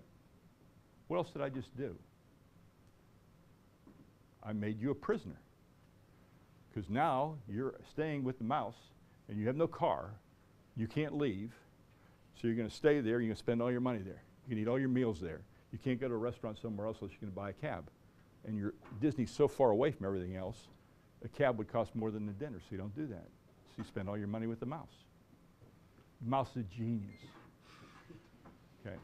So then the mouse wakes up one day and says, I am going to give everybody in the world a free ticket to Disney on their birthday. And a free ticket to Disney costs about $80. It's not a cheap ticket. So the mouse says, I'm going to give everybody a free ticket on their birthday. Everybody has a birthday, therefore everybody can have a ticket. You say, wow, that's really nice of the mouse. But I say, why'd you do that, mouse? And the mouse says, because no one comes to Disney alone. Ka-ching, ka-ching, ka-ching. Nobody comes to Disney for just one day. Ka-ching, ka-ching, ka-ching. They need somewhere to stay. They need somewhere to eat. So the ROI, the return on investment, I've heard, the mouse won't tell me, he keeps that all very secretive, was for every $80 ticket sold, they generated almost $3,000 in incremental revenue. So, think about this. You can give everybody a ticket on their birthday, right? They don't go to a basketball game alone. You can be the mouse. They can come, give them a ticket, let them do it on the website. On the website it says, do you need additional tickets? Yes, check here. Would you like a better ticket? He's giving the cheapest ticket. Would you like to upgrade that ticket? Check here. So you think like the mouse. So I'm going to sell you extra tickets, do this. And in the US we say, how would you like to have your birthday party at the game? And we have a room, and the mascot will come and bring you a cake. And you can have all your friends, we'll give you a little birthday gift. How would that be for $250 extra? See, the US, we're really like the mouse, but it's an easy program for you. And then somebody says, well, my birthday's in August, and you don't play basketball in August. And you say, that's right. So you can come to this game. You know what game I give them? I pick out the earliest games on the schedule because those are usually the ones I can't get people to go to, right? Before the season really started, we're doing other things. In the US, we always give out the first games of the year. So if your birthday's in January or February for a baseball game, we're going to give you the April game. And we're going to make sure that we have this attendance. And then I also have my nice database that I've gotten off the internet because you signed up your birthday and you told me who's going to come to the game with you. So I've got all this. You come to the game and I remarket to you. How would you like to come again? No, it's not your birthday, but how would you like to come again? Special offer to come again. That's all it is. Doesn't cost you anything to do this. And let's say, well, how much is a ticket to go to a game? How many lots? 3 to 5 lots. Okay. Then I would tell you that your incremental spend is going to be between 8 and 10 lots. So would you give me a ticket if you're going to get 8 or 10 lots in return? Probably. Why wouldn't you do it? Plus the chance that once we all know that it's easier to sell you a ticket to another game once you've been to a game, right? It's harder if you've never been. Because now I got to teach you what it's like. But if you've already been there and you had a good time, I can sell you another ticket. Or maybe sell you a season ticket. Or maybe get you to bring a group out with your friends. But it's all about creating an emotional connection. And I started it with the birthday card. Happy birthday. Come to a game. On me. Be my guest. Isn't that beautiful? Okay. So now we're doing the same thing. You know when you sell, you're taught to ask for referrals? Okay? You're taught to ask for referrals. Everybody know that? When you make a sale, you say, and who else can I call and tell them that you bought this? And they say, and they don't tell you anybody, right? Because they don't want to throw their friends, they don't want to give you their friend's name. Oh, I don't know. I couldn't tell you that. So I've thought like the mouse. And my way of returning it now is I say, as a season ticket holder, I really appreciate you being a season ticket holder. So this year, I would like to give you the opportunity to invite 10 of your friends out to a basketball game. Well, that's really nice of you. Yes, all you need to do is give me their names and their addresses, and I'm going to send them the tickets, and I'm going to have you sign a card, and the card will be from you. Okay. Then I'm going to call them or email them after they've been to the game, make sure they had a good time, and remind them to thank you for the ticket. How's that sound? Great. Super. I just got 10 names in my database. Okay? Again, it's easier to sell a ticket to something you've already been to. If you've demonstrated to me that you're willing to spend the money, if you've demonstrated to me you're willing to have the time, then that's how I want to sell. It's too hard to find somebody that's never been there before and try and get them to come. It's too hard. What I want to do is to use the game to sell. I'm absolutely willing to provide you with a free ticket once. Absolutely willing to do that. Because I think something bigger can come from it. Okay? Can you imagine the mouse saying, yeah, well, it's going to cost us about $5 million to give away all the free tickets.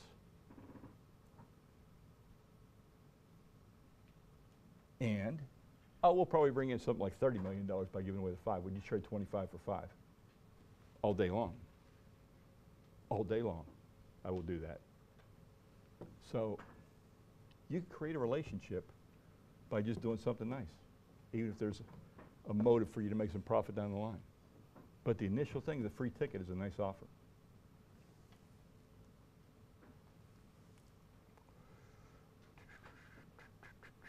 These really don't apply to us here. Okay. All these connections and all these relationships in our business have to have a worth value. They have to be worth something. Okay? They have to be worth remembering. We've got to create a good memory here. Really important. It's got to be worth repeating in our business. And this is why we're different than a lot of other people. You know, you play 24, 25 games. I've got to give you an experience that's so good you want to come back. Okay? And you got to come back in a week. It's not like a car. You can come back in 5 or 6 years. No, I got to get you to come back 24, 25 times now. It's different. Worth recommending. I need to make sure you have such a good time you want to talk to other people about it. It's worth planning for. Saturday night's the basketball game. Make sure we're not doing anything else. This is important. We need to go to this. Worth allocating resources for. Okay, we've got to save the time, we're going to save the money because we want to do this. It's got to be worth preferring my brand over the competition or over something else I can do. So in our business, you know, do I want to go to the basketball game, do I want to go to the hockey game, or do I go to the movie? Or do I want to stay home and watch a movie at home? You know, that's what we're competing with. We're competing with the internet. We're competing with everything. It's really not about money. It's about time. I've got to carve out time for you. You know, an NBA season ticket is 41 games plus the 3 exhibition games nobody goes to, 44 games. So 2 home games a week. It's a lot of time. I'm not going to get somebody that's never been to a basketball game to buy 44 games. It's not going to happen. So I have to have steps in between. In the U.S., we have like a mini plan, which might be 3 to 5 games. It might be a partial plan, which might be 10 games. It might be a half-season plan, which is 20 games. Not everybody's going to buy a full season ticket. It's too much time. In some cases, too much money. I mean, U.S., you can buy a season ticket to an NBA. You can buy a season ticket in some of our markets for $5 a game, so $400. Some of our bad teams will let you buy one and get one free, which is never a good idea to do for a season ticket. okay? Because you're essentially, next year when I go back and you say, well, I have to charge you for both tickets, and you go, no, then I don't want to. I only want one now. It's not worth it. You could give me one and buy one time, but you can't let me buy one and get 41. It just doesn't work. It's not good business. It's not sustainable business. And that's got to be worth an emotional investment. All right, think about it. Sport is the only thing where I'm asking you to invest your money, your time, and your emotion. Okay? That's big. That's big. I got to get how you feel about it, how you care about it. That's big. That's hard. It's really hard to do. What do you love? Sport. Okay, which sport? Hockey. Hockey. Why do you love hockey? Fast. Fast. Very fast. Mm-hmm. And I really don't know how fast it is until I see it, right? Because I remember the first time I went to a hockey game. I remember the first time I went. And people say, oh, you really like it. And the first thing says, well, how come he only plays like 3 minutes and he has to go sit down?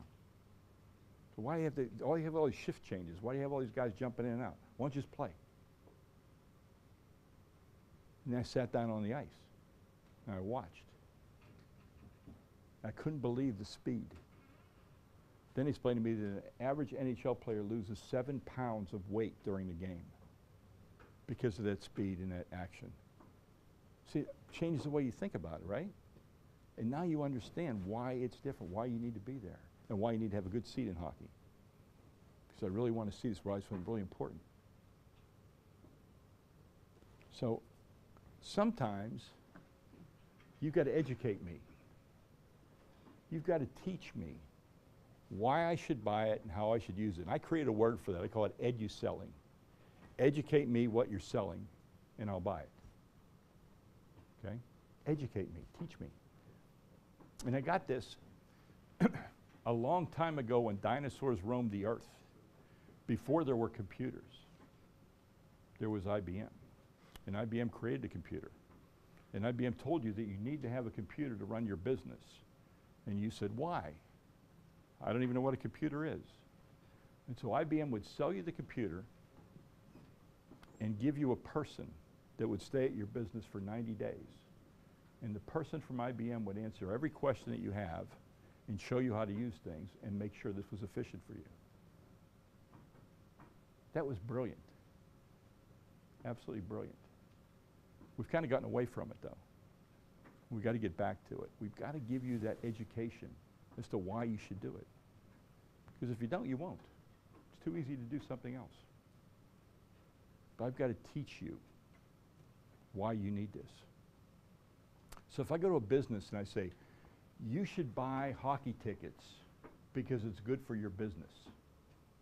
And I say, how is it good for my business? You better have the answer for that. Because you just can't tell me it's good for my business and think I'm going to understand that. I need it to be worth my time, my investment. So when you say, well, you can have a sales contest for your employees and you can motivate them and use hockey tickets. Okay, how do I do that? I don't know. I've never done it before. I've never bought hockey tickets before. How do I do that? Or if you're a car dealer, you should buy hockey tickets so when people come in for a test drive, you give them 2 tickets to the hockey game for coming in for the test drive. Okay, how do I do that? They don't know how to do it. You might know how to do it, but you got to figure it out. Because if you're telling me I should buy this for my business and you can't explain to me how I can use it, I'm not going to buy it. But if you can explain to me how it's good for my business and teach me how to use it, not only will I buy it, I'll buy it again next year and I might even buy more. Okay, the Orlando Magic, again, this is an NBA team and I don't expect you to do this. Kia, you know, familiar with Kia, the car? Okay. The Magic built a special area in the arena where they put a Kia car and 24 seats. Okay, so there's a car and 24 seats around it. And they promote the fact that if you go drive the Kia, you get 2 seats to sit in that section. It's a great section too, by the way. If you buy a Kia, I give you 10 games to sit in that section. And it's been so successful that a bunch of the other NBA teams have copied it. So it works. Okay, it'll work. What's in it for me? I go drive your car, you give me 2 tickets to the game. Tickets are each worth about $75, $150. So you're paying me $150 to come in and test drive your car. I'll do that. That's worth my time. It works. But you got to teach me how to do it. How do I keep track of them? How do I follow up on the people that test drove the car? And what do I do? And I've got some things to show you how to do all those things. In any of the presentations that I have here, plus a number of other ones that I will make available to you that you can have copies of all this. So you can take it back, and if you think about it, I'm going to give you my email address. And if you want to ask me a question about something you're reading or something you're doing, I'm happy to answer your email address. Happy to answer your email. Because I want you to be successful. I want you to like what you're doing. I want you to be as successful as the mouse. Not as ruthless, but as successful. Because it works. You just have to take the time to do these things. Okay.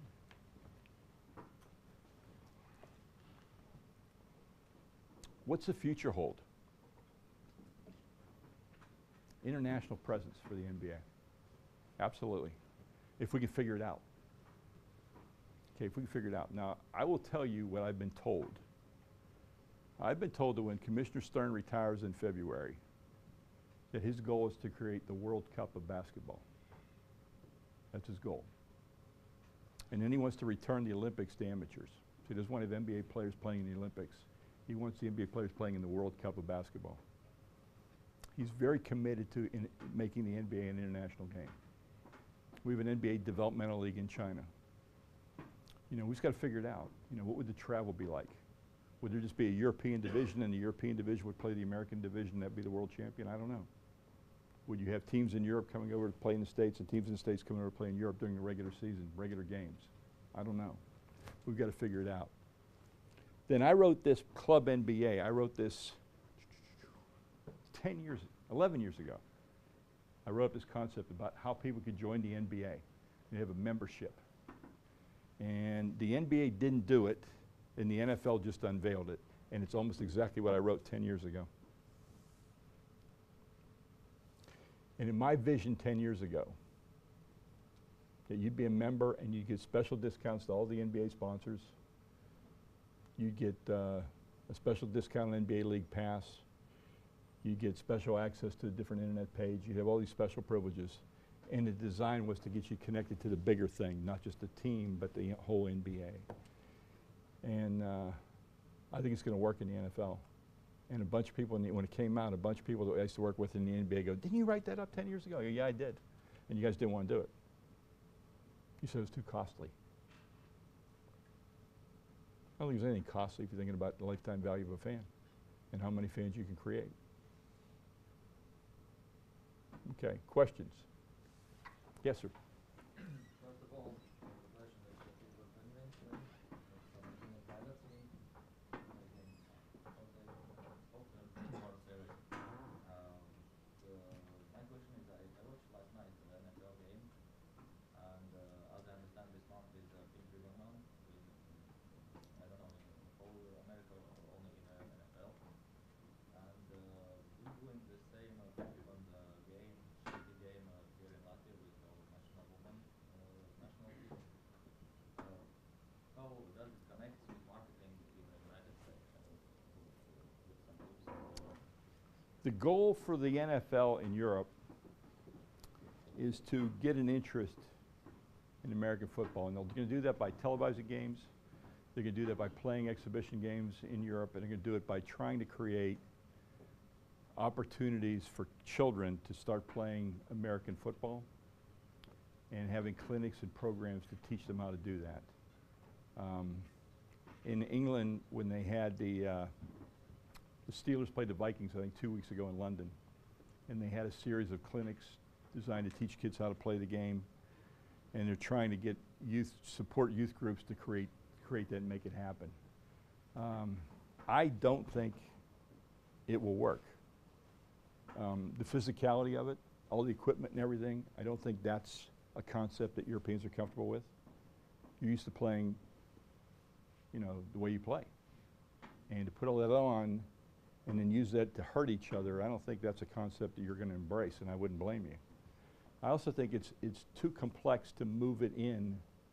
It's called football, okay? It's called football. You already have football.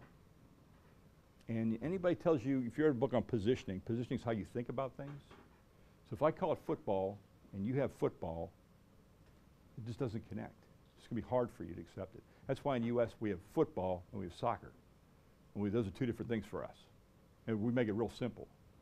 You can use your hands, you can't use your hands. That's our big dividing point. You know, that's how we understand things. Basketball, you already have. Hockey, you already have. Those would make the most sense to create a global game, something you already play and something's already part of your culture. If I'm going to inject something into your society that's not part of your culture, you're going to fight it. Just like Americans fought soccer for the first 30 years. Okay. For 30 years, people tell me how popular soccer is going to be in the United States. Now I agree after 30 years, because we're done fighting it. It's accepted. Our kids have played it. It's been on television. The EPL has a subscription package in the U.S. The clubs are coming over. The EPL clubs are coming over, playing exhibitions in the U.S. They're trying to the Mouse is trying to get the EPL clubs to have their training camp at Disney. There's got to be some commonality, some shared vision, shared concept to make it work. If it doesn't, it's an idea falling on a desert. It's not going to grow. And I just don't see American football being successful in Europe other than the way it is right now, playing a couple games a year. And you might play a couple now in Germany, just do different things. I guess it's going to be. I just don't see a groundswell of young Europeans wanting to say, I want to play American football, especially when they sit around and wait to play. And as playing now and then play 15 minutes from now, it's just too different of a sport, too different of a style. Just don't see it happening. But basketball, I could definitely see basketball, I definitely see hockey, because the rules are almost the same.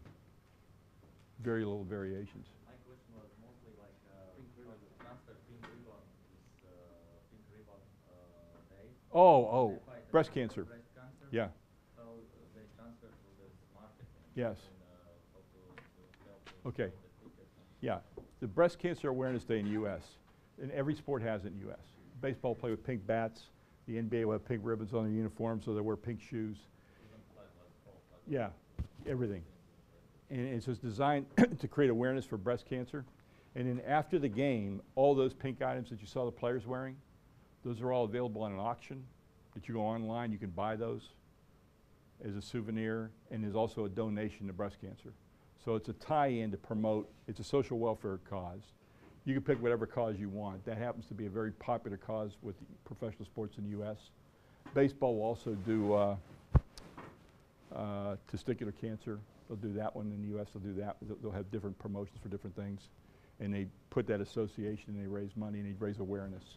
So the pink on the field, when you see the pink socks or the pink shoes or the pink gloves that the receivers wore, that's designed to immediately get your attention, focus in on, whoa, what's going on, why are they wearing pink? And it's the breast cancer awareness. And then they'll tell you during the game that whatever the players are wearing, whatever they're using, you can buy on auction to raise money for it. And it's very, very successful. They just transfer it. I mean, it could be any charity that you'd want to do, but it has a great degree of visibility because it happens in every NFL game yesterday. Every team was doing that. What are the main differences in marketing strategies between big market teams and small market teams? Good question. A big market team like the Lakers.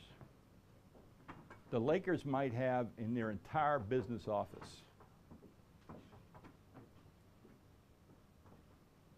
40, 45 people. The Magic might have 145 people. Because the Magic has to have, the Lakers don't have to sell tickets.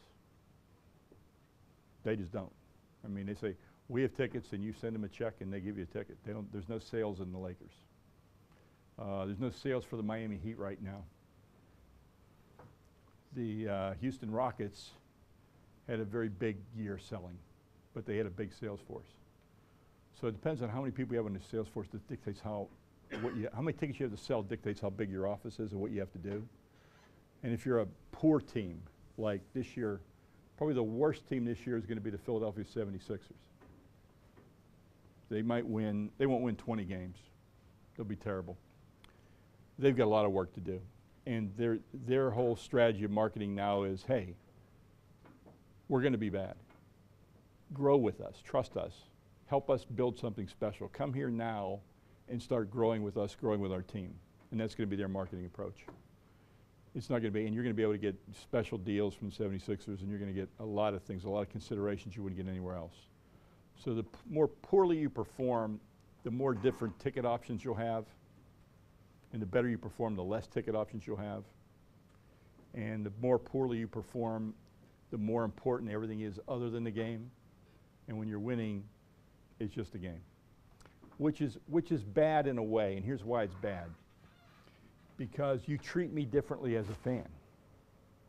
Like this Philadelphia 76ers are going to treat me so well this year, it's going to be phenomenal to be a Philadelphia 76ers fan. I'm going to have great deals, I'm going to have access, I'm going to meet the player events like I've never had before, okay? Once I get good, you won't do that anymore. But then when you get bad again, then you'll do it again. So it's like a cycle. So in some ways, it's more fun for me when you're bad because you're nicer to me. And when you're good, I just have to take whatever you give me. And it's really, is that the way we want to do things? Don't we want to be consistent in our marketing? I haven't seen in the US, I haven't seen any consistency. We're trying because we're learning that lesson. Because see, one thing in the United States we do is we sell a lot of group tickets. And a group ticket is, we try and get somebody, a group of 20 or more to come to a game. And they get a special price to come. So a $30 ticket they might be able to buy for $20 or even $10. Once you get good, then maybe the $30 ticket I discount to $25. And once you get really good, then the $30 ticket's $30. And I just don't have as many of them so maybe I can't accommodate your group anymore. And so that's kind of where we're losing it in the US. We don't have a consistency program. Isn't consistency boring in the long term? Consistency stabilizes revenue opportunity. And consistency also implies that on any given day, any team can win. And that's one of the big allures in sport. If your team has a legitimate chance to win when the season opens, it's good. You have more faith, you have more confidence, more interest. But in the NBA right now, and I would attribute to, you know, when LeBron and everybody signed and went to Miami, that sent a message to some teams that if you don't win within the first contract of the player that you've drafted, he's going to leave. So your window to win is very short. So in other words, not everybody can win. It's kind of the underlying message right now in the NBA. Like if you're the Milwaukee Bucks, do you really have a chance to win the NBA title?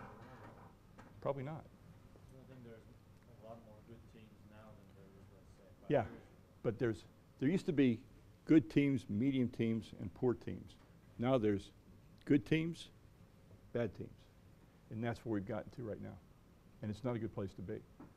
Because if you're in those markets, now you're having to sell me, guess who's coming to town? Come buy tickets to see LeBron when he comes to Milwaukee. Come see, you know, this guy. Come see this guy. When Michael Jordan was in the league, half the teams, that was the marketing plan. Michael Jordan, Patrick Ewing, James Worthy, Magic Johnson, Charles Barkley, here you go. And they would buy that ticket plan. They'd buy those 13 games. But they weren't going to see your team. They were going to go see those teams. That's why they were coming. And the success in marketing, again, as I said before, comes from when it becomes we. When it becomes our team, then that's the stabilization. That's what people like. You also sell as an NBA and international market. Mhm. International market, you can't sell a single team. Maybe there's some, so Lakers Nope. fans, mostly there are some. Internationally, what I have to sell you is stars, just like that, just like I talked about. But I also have to sell you the fact that there's international players. So somebody from Latvia could play in the NBA, somebody from Lithuania could play in the NBA. And I try and bring those teams to those markets. Like it's no coincidence that the NBA likes to send San Antonio to France to play because of Tony Parker. It's no surprise that they used to like to send Houston to China with Yao Ming. And you try and capitalize on that player because that player is going to be your impetus to attract other people to come watch that game. But if you don't have it, you got to rely on other things. So what do you rely on here? What do you sell here? Here? Mm-hmm. Basically, try to sell players. Okay. That's the company in the United States. Okay. So, And what I'm saying is that you can sell players, but you also have to sell, come out, this is always going to be a good time. You're going to enjoy yourself. You know, Mark Cuban told us, the first year Mark Cuban was in the league, he told the players they don't sell tickets. Told the staff we don't sell tickets, we sell good times. So I'd call you on the phone and I'd say, hey, this is Bill from the Dallas Mavericks. I'm selling good times. How many good times would you like to have? 5? 5? You only want to have 5 good times? I could sell you 40 good times. Why wouldn't you want to buy 40 good times? And that's the way he positioned it, because that's what he was selling. A good time every time you come out. And that's what we have to do. We've got to be in the business, you know, we're basketball, but we're also entertainment. We're how people choose to spend their time. Okay. All right, I guess we're going to break? Yeah. We go for break and we are back at 1:10. So 1:10. 10 minutes. All right, thank you.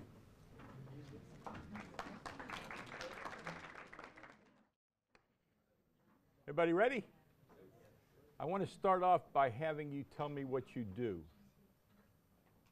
That will help me build the examples the way we need to build the examples as we go through this. And I'm going to use the D-League because the size of the franchises is more closely related to what you do. So, what do you do? I work in Latvian Basketball Association as a sales manager. Sales manager. I attract sponsors and call them and Okay. make relations. You need to find sponsors. Okay, great. I'm the manager of the, let's say, small team, amateur team. Okay, amateur team. Yes. Okay. You, sir? Oh, yeah. I'm working for Dynamo Riga, which is Hockey team. Yeah, marketing. Okay. Okay. The same? The same? Dinamo Riga, yeah. Okay. Dinamo Riga is my team. Okay. Dinamo Riga, Okay. tickets and season tickets. Ah, that's what we're going to talk about. Yes. Okay. I'm not working in sports right now. What are you doing? I'm in a pharmaceutical company. Okay. Same kind, not Okay. now involved, but just really interested in sports Okay. management and marketing. Good. But it's all transferable. Last year, MBA student major in marketing management. Okay. What would you like to do when you grow up? Marketing. Okay. For what? A team, a sponsor, a brand? What would you like to do? Brand. A brand? management. Okay. Great. Beer producers, sponsors of sport. Okay. Also from all the beer producers. Okay. Also the same. It's also the same. Okay. You, sir? I'm working as a motocross rider. Okay. Thank you. Like a motocross team manager. Motocross team. Ah. What do you do as motocross manager? Also concerning the sponsors and marketing activities and that's Okay. The Riga motocross team owner and the rider. Aha. So we want to market you and sell you, right? Yes. Okay. Try to do the result. We can do that. Manager of basketball team, Zurich. Okay. Student. Marketing student? Okay, what do you want to do? I'm here to get to know what is sport marketing. What the possibilities are. Okay, so learn the possibilities. BDA Sports International Basketball Agent. Okay. I'm representing from a company which is providing the trading cards, sports trading cards, Okay. sports marketing, same as merchandise. Okay. such things. Excellent. Which sports? All sports? Right now we have basketball and hockey. Okay. Public relations and marketing for basketball team Valmiera, that's strongest in Latvia. Okay. I worked for 4 years in Dinamo and last season in Prague, which is team where it's a DHL team. Great. Representing Skelton team Latvia. And also, I'm working with different winter sport events and Okay. activities. organize amateur sports in Latvia. What I do is I've made so far the biggest amateur leagues in Latvia in basketball, ice hockey, and we are now starting to do floorball and volleyball. In 3 years, we have over 150 teams Wow. in just Riga. Great growth. Yeah, we do.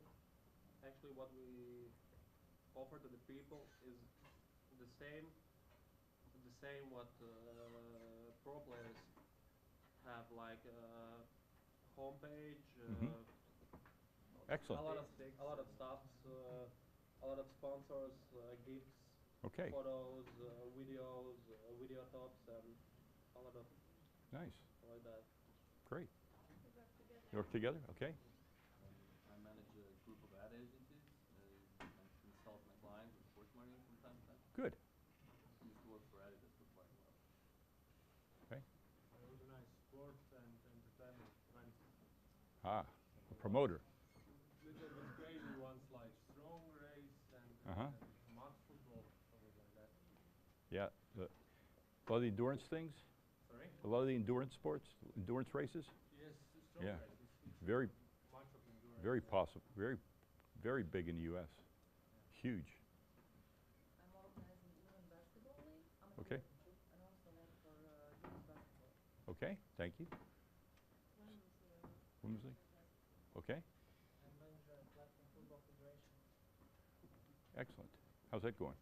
Very good, thank you. Good. I'm also working. Latvian football. Okay. I'm working for student basketball team, University of Latvia, Okay. planning and marketing and public relations activities, and also working for Latvian Tigers Soccer League.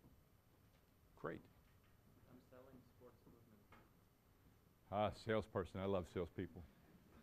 Oh, I could hire you. I'm a freelance TV director business. Okay. I'm working in events in basketball club. Okay. Good. I'm marketing and there are managers essentially sports marketing. Okay. Not sports related commodity business. Secondary raw material. Okay. We'll sell you something today. I'm also like non-sports related field, financial controller, Okay. but also 2 times Eurobasket TV volunteer and general with basketball time. Excellent. Riga Technical University Public Relations. Okay. I'm responsible about student tournaments in the Riga region, Riga Football Federation. Okay. And I manage a basketball school with former Olympic gold medalists. Wow. That's interesting. So we want to learn about the country. Okay. Motocross team manager. Motocross? Motocross? Marketing student? Okay. Excellent. Thank you. That helps me. All right. So, we're going to talk about selling the rest of the part of the afternoon, or most of the afternoon, because it all starts with sales. Somebody's got to say yes, get somebody in the seat, get a sponsor, get somebody interested, but we've got to sell, and we're always selling. So when I ask somebody what you do, every one of you is in sales, whether you're in PR or marketing or whatever you're doing, you're selling. You're selling an image, you're selling an idea, you're selling a concept, you're selling an experience, you're selling a thought, or you're selling the product or the ticket, but we're all in sales. And at the same time, we're all in service. We're all in retention. We're all in keeping our customers. So it's providing them with enough content on the web page. It's providing them enough merchandise. It's providing them a great experience. It's providing them an outlet to play. It's providing them a performance coach, whatever it might be. We're all in sales and we're all in retention. So our D-League, our developmental league, is called NBA D-League. And some of the teams are owned by NBA teams. San Antonio owns a team, Philadelphia owns a team, Cleveland owns a team, and it's their farm system. It's the place where they're going to develop. It's like your club model, and it's applied to basketball now. So half the teams in the NBA own their own D-League team. The other half have an affiliation where they provide players, and they can draft and bring players up and down. So it's a pretty good system, and it's taken on. It's in very small markets in the U.S. The average attendance is somewhere between 2,000 and 6,000 a game. And we have one team that's like the exception to the rule. Okay, it's very different than all the other teams. It's a team in Bakersfield, California, and they only sell 1,000 seats. And they're all sold, and each seat costs, you buy 4 seats for $25,000. So you're either sitting on the floor or in a premium area, and that's all they sell. You can't walk up to the game and buy a ticket. You can't buy a ticket in advance. You either buy the subscription or nothing. So it's all done. They have 1,000 people, and they have a waiting list. But it's very unique, and it's not transferable. I can't see it being transferable anywhere else. It's just very unique. It's in a very wealthy community, and the people use this as their way to get together and spend time with each other. So it's very different. But we're going to talk about most of the D-League teams. So this is one of our people now. This gentleman now is with the Orlando Magic. His name's Travis Apple, but he's one of our best sales people in the NBA. And so here's what he does. His team, all the team together makes 300 phone calls a day. Okay? Do you sell by telephone? Very different, okay? But this is kind of an American model, and they're also adopting this now in the EPL, because there's a lot of Americans being brought over to sell. So we make sales calls. We actually call people.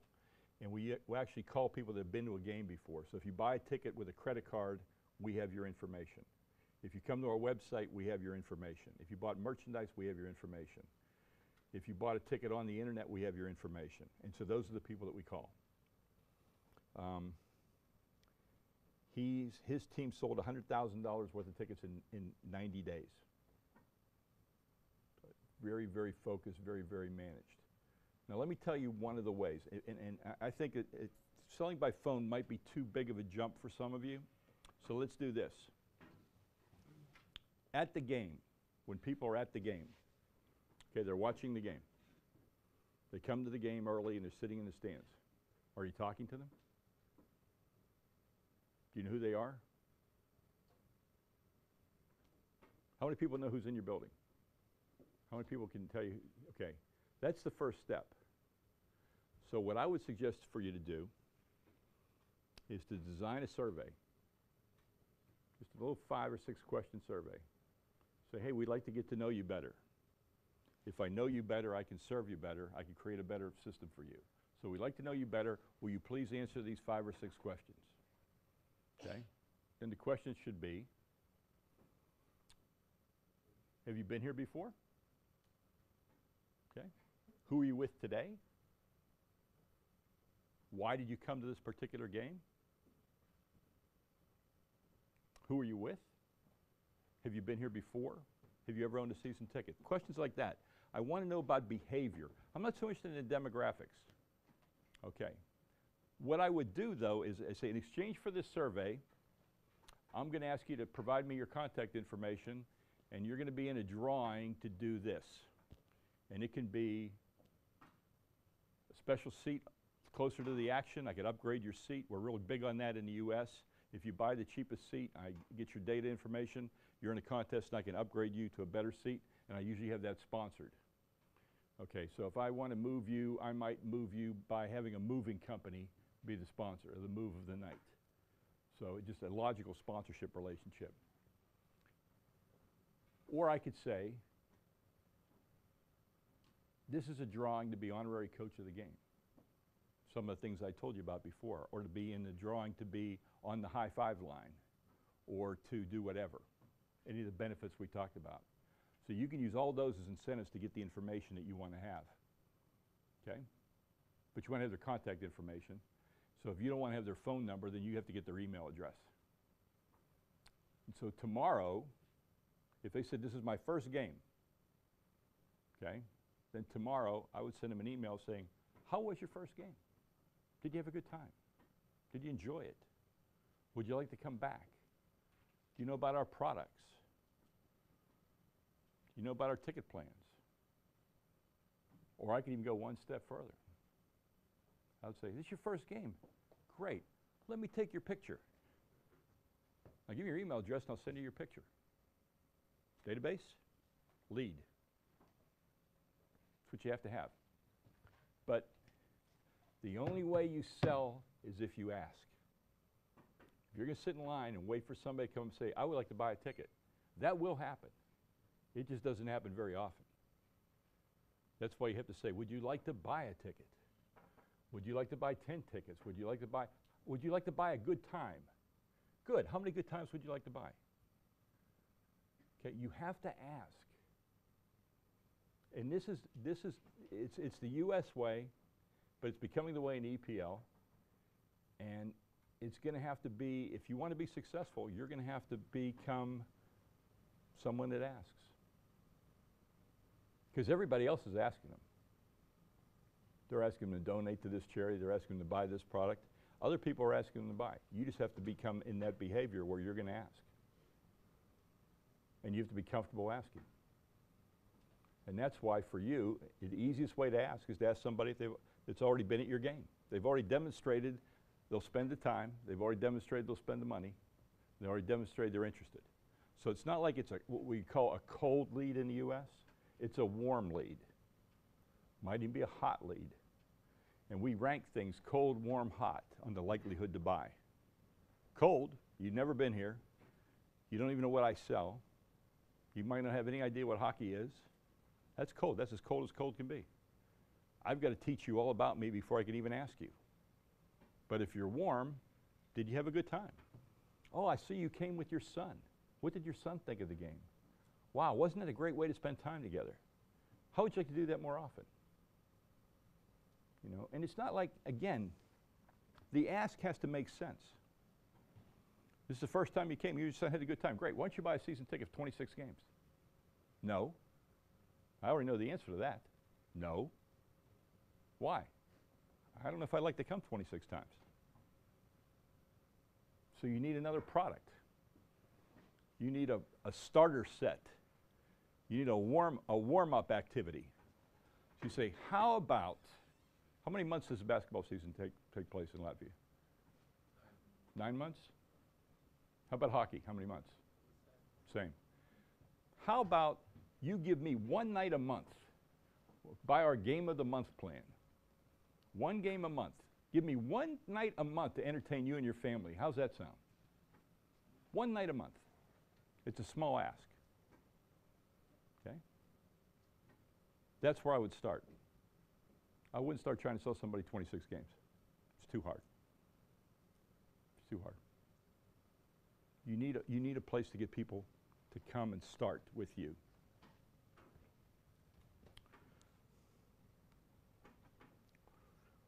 So here's his recipe for sports sales success. And you can all have a copy of this presentation. Add 50 new business prospects per week to begin calling. Okay? This is US numbers. Your number's not going to be 50. Your number might be 10. Might be 5. But whatever it is, you're adding to it every week. Okay. You're reading the business paper. What did this business do? Who should I call? Oh, I see this plan is expanding. I see we have a new car company moving into the area. I see we have a new grocery store opening up. I see a new brewery is coming, is having a branch office here. You're trying to identify new possibilities for tickets and for sponsorships. Again, you've got to explain to me why you're calling me, or why you're calling on me, why you're setting up an appointment. And I think here's how I would approach it. I see you've opened up a new business in town, or I see you've just transferred here from out of town. I would like you to be my guest at the hockey game. Okay? I'd like you to be my guest. I'd like to spend the evening with you and show you a good time, let you enjoy yourself with our hockey team, and to see if there's an opportunity that maybe we can do business together. Very easy conversation. But the key is to get that meeting, to get them to meet with you. And it's better to meet at the game, because that's what you're trying to get me to become involved in. And if I can see it and experience it, I have a better chance of being interested. But if you just try and tell me about it in my office, why I need to come, no. You're already offering me free tickets to come, hospitality. You're going to invest in them. You're showing them that they're important, that there's somebody that you would like to do business with, and that's how you're going to do this.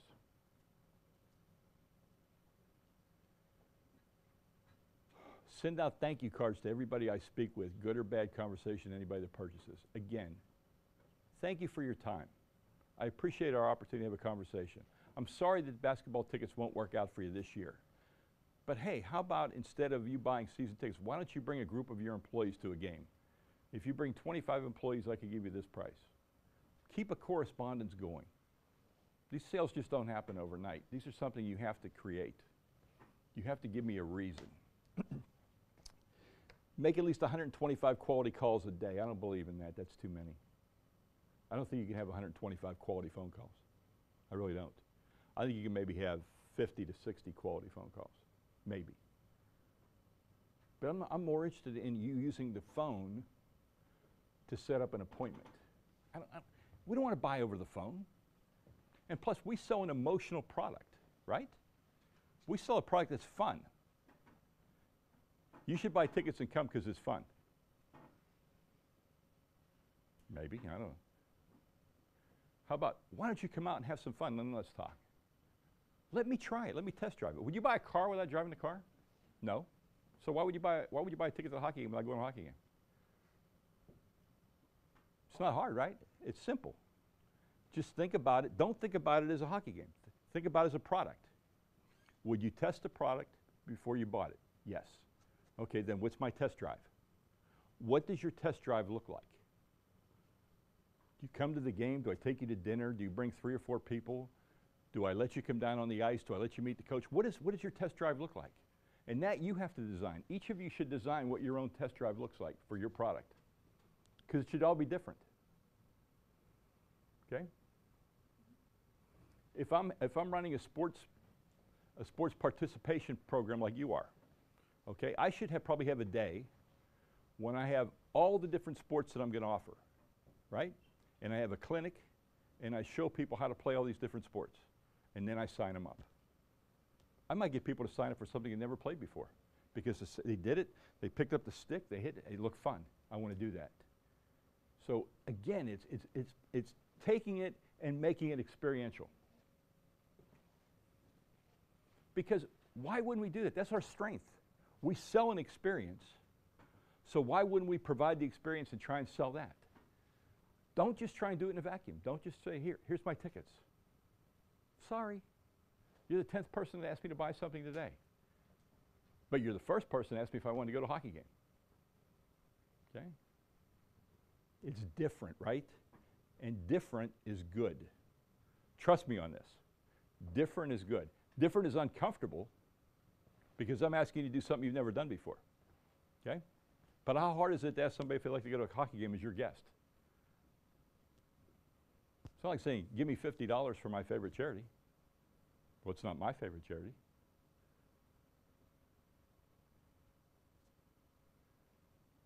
Come to the hockey game as my guest. Come to a basketball game as my guest. Have you ever seen women's basketball before? No. Well, then you need to come. You need to come. And when you come, I'll have a little clinic for you, and we'll show you how this works. Do you have a daughter? Oh, it's great. Bring your daughter.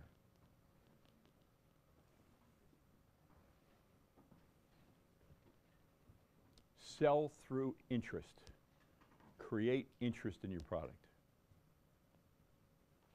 This one I absolutely believe in. Set appointments every week. The number's up to you. These are American numbers. The number's up to you. How many appointments do you think you can handle a week? How many games do you play? Maybe you invite 3 people to each game. And then you go around and during the game and you meet those people and you make sure they're having a good time and you talk to them. This is how you need to sell. It's not like putting them in a room and not letting them out until they say yes or no. Okay? It's not like buying a car. You're having fun. Are you having a great time at the hockey game? And if they have a child with them, remember the mouse? Okay. It's your first game. Oh, I bet you love coming. This is really good. Isn't it a lot of fun? Yeah. You like it? Would you like to come again? You would. Dad, he'd like to come again. That's who's going to sell a ticket for you. Dad, can we come again? No, I'm afraid we can't have any more good times this year. You're not going to hear that conversation. Dad, can I come again? Dad, can we come again? That's a yes. That's a yes. Okay? If it's a husband and a wife, don't ignore the wife. The wife might be a bigger fan than the husband. Don't make the mistake. Don't make that mistake. Right, Sharon? Yeah. Sharon still remembers the time that we were buying a car, and it was for her, and the guy assumed it was for me. Never talked to her. We didn't buy the car. Talk to the people that are there. And then whenever possible, do something little. Make a little gesture. People love a gesture. In memory of your first hockey game, here's a puck. I'd like you to take this puck home with you. It's signed by our coach. Wow, that's really nice. I take it, I put it in my office. Well, where'd you get that hockey puck? Oh, I went to the game, met the coach. Coach gave me the hockey puck. Wow, I'd like to do that. I'll tell you who to call. You're just trying to make people feel special. Sales doesn't have to be a nasty experience. You know, we're all afraid of sales because we have to ask somebody and then they say no and then we feel bad. I've never ever heard somebody say, no, I don't want to buy from you because I don't like you. Or you're ugly. I don't like your tie. You know, I never heard that. I say, no, you know, I really am not interested in hockey. But I appreciate you calling me. No, I went to the game. I just don't think I have the time to do this. That's what you're going to hear. And then you're going to have to decide what you want to say in response to that. No, I don't like hockey. Okay? I can invite you to a clinic, teach you more about hockey, maybe you'd like it. Or if you're a business person, well, it's really not all about hockey, is it? And then they get, really? No, it's all about your business, isn't it? Think about it. If I bring you to a hockey game, how long does a hockey game take? From start to finish? 2.5 hours? Okay. When was the last time that you had a meeting with one of your best clients that lasted 2.5 hours and they didn't have a secretary or a phone to interrupt it? Never? Ah, well, that's what I'm selling. I could sell you a 2.5-hour business meeting with your best client. I can give you an experience where you can sit down, have a good time, and talk to your client in a different atmosphere other than sitting across a desk and talking to each other. Wouldn't it be nice if we just sat next to each other, had a beer, and talked about it? It's a different experience. But see, we don't think like that. In the U.S., we do. That's exactly what we sell in the U.S. We sell a 2.5-hour business meeting. And baseball is the best thing to sell in the United States. You know why? Because we don't know when it's going to be over. We have no idea. It could take 2 hours, it could take 3 hours, it could take 4 hours. You say, so I bring you to my area and we sit and you know how long a business meeting is going to last. You might do a lot of business there. But it's entertainment. It's fun, but it's business. Okay? It's business. So I'm going to sell a business, and I'm going to say, I call up a business. I'm going to call up the Kia dealer. I'm going to say to the Kia dealer, I think you should buy 20 hockey season tickets. Why should I buy 20 hockey season tickets? Because I'm going to teach you how to use them for your advertising, your promotions, and a campaign. We're going to create a special campaign for you. Then we're going to have a test drive. People are going to come in, test drive. They get 2 tickets to the hockey game. And we're going to show you how to track them. We're going to show your salespeople how to keep track of them, how to follow up. And we're going to see what the ROI is on those tickets. Because see, if you tell me that, then you've got to measure it. You've got to show me how to measure it. Because I want a return. Just like a bank, I want a return on my investment. So if you tell me it's good for my business, then show me how it's going to be good for my business.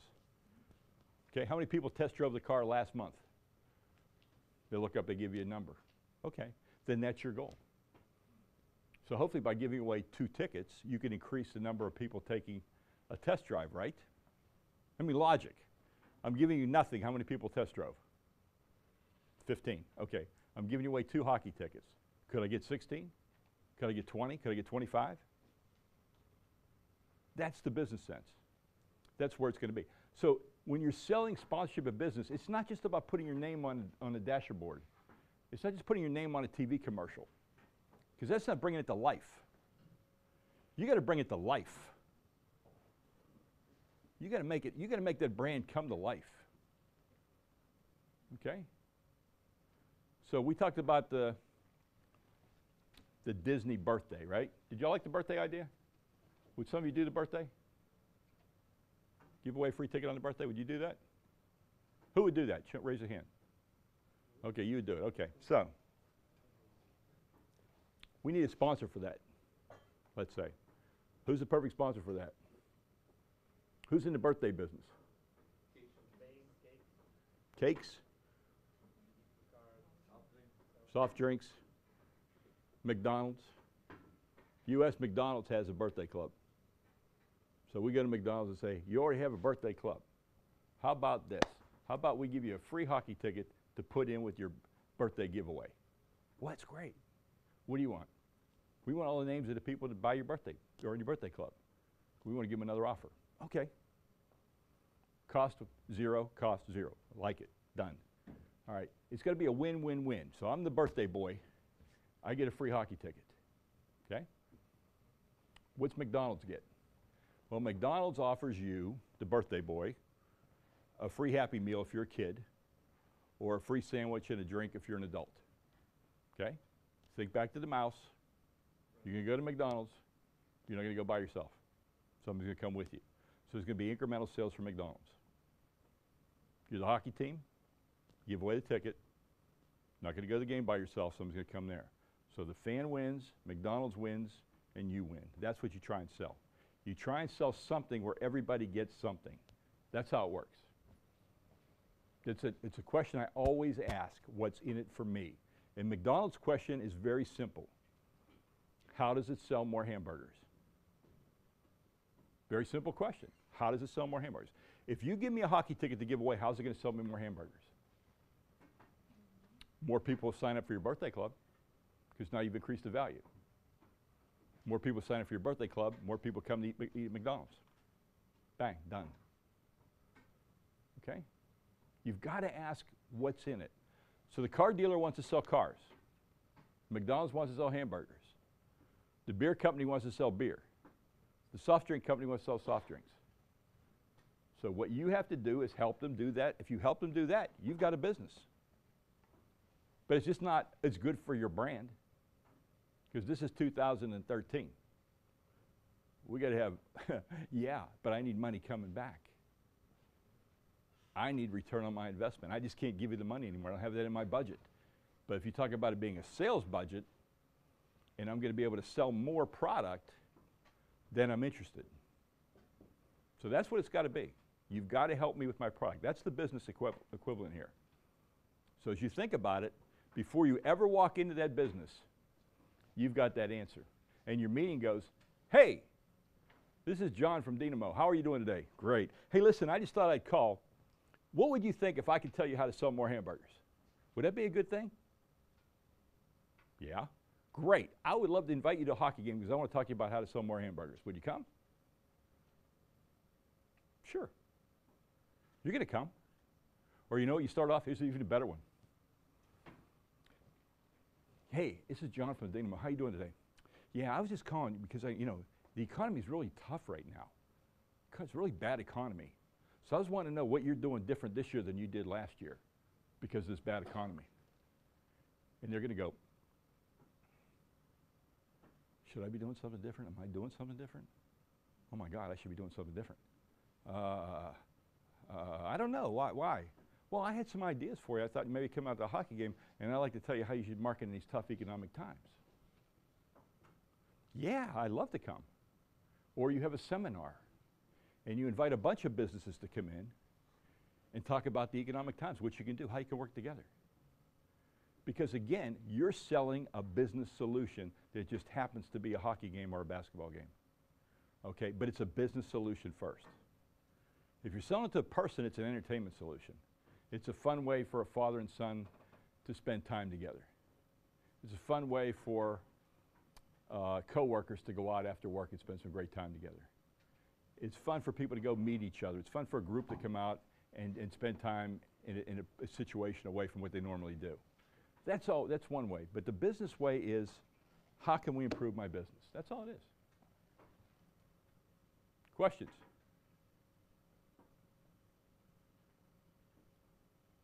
Okay.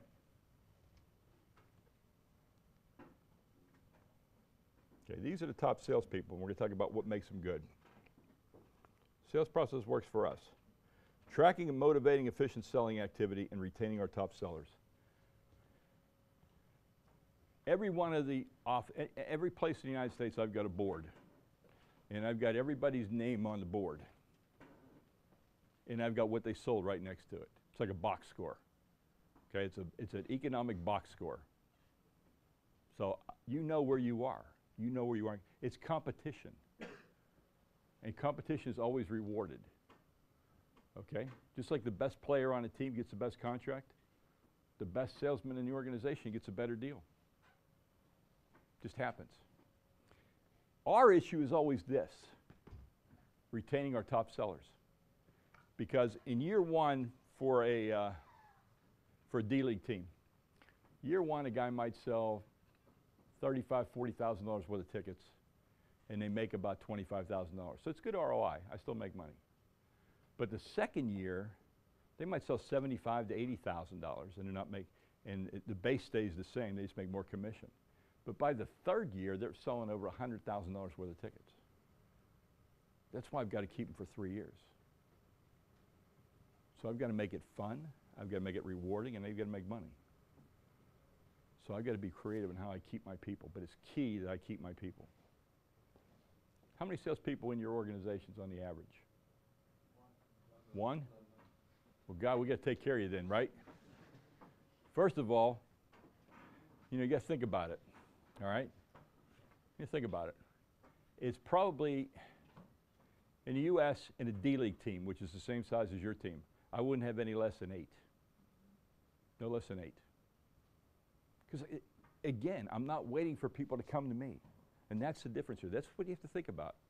I'm not waiting for people to come to me. Therefore, I have to make the calls. I have to make the appointments, and I have to sell. So I've got money coming in. So I know how much an average person can sell. And so if they sell 50 and it costs 30, it's a good deal, right? Yeah? You'd take 50 for 30 every day, wouldn't you? Okay. So how many 50-30s can I have?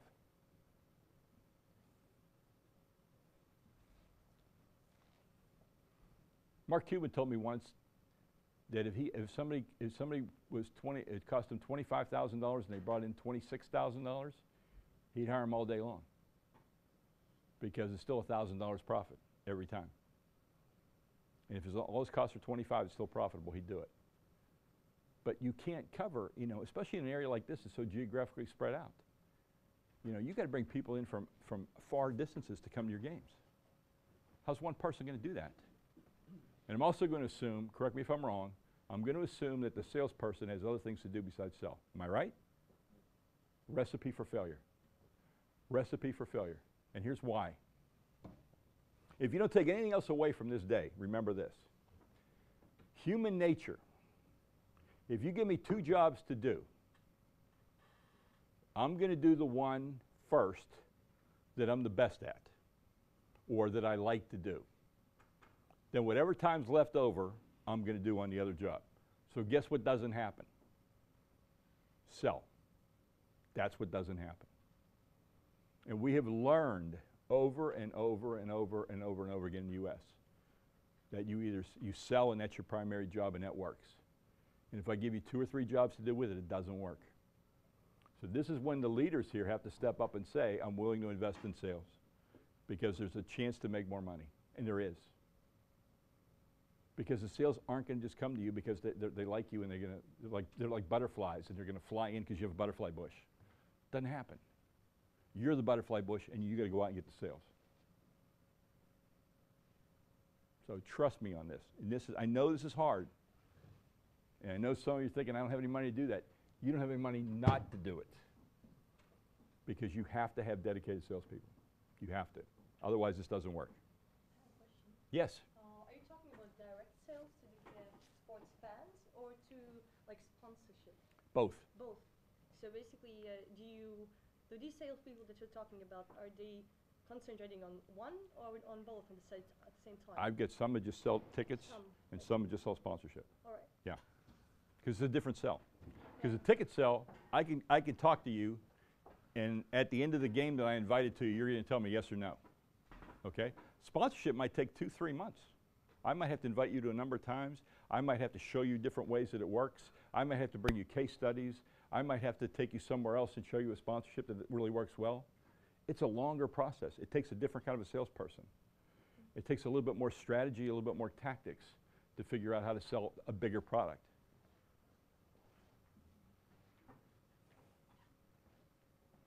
I'm getting that buzz that I know that he's crazy.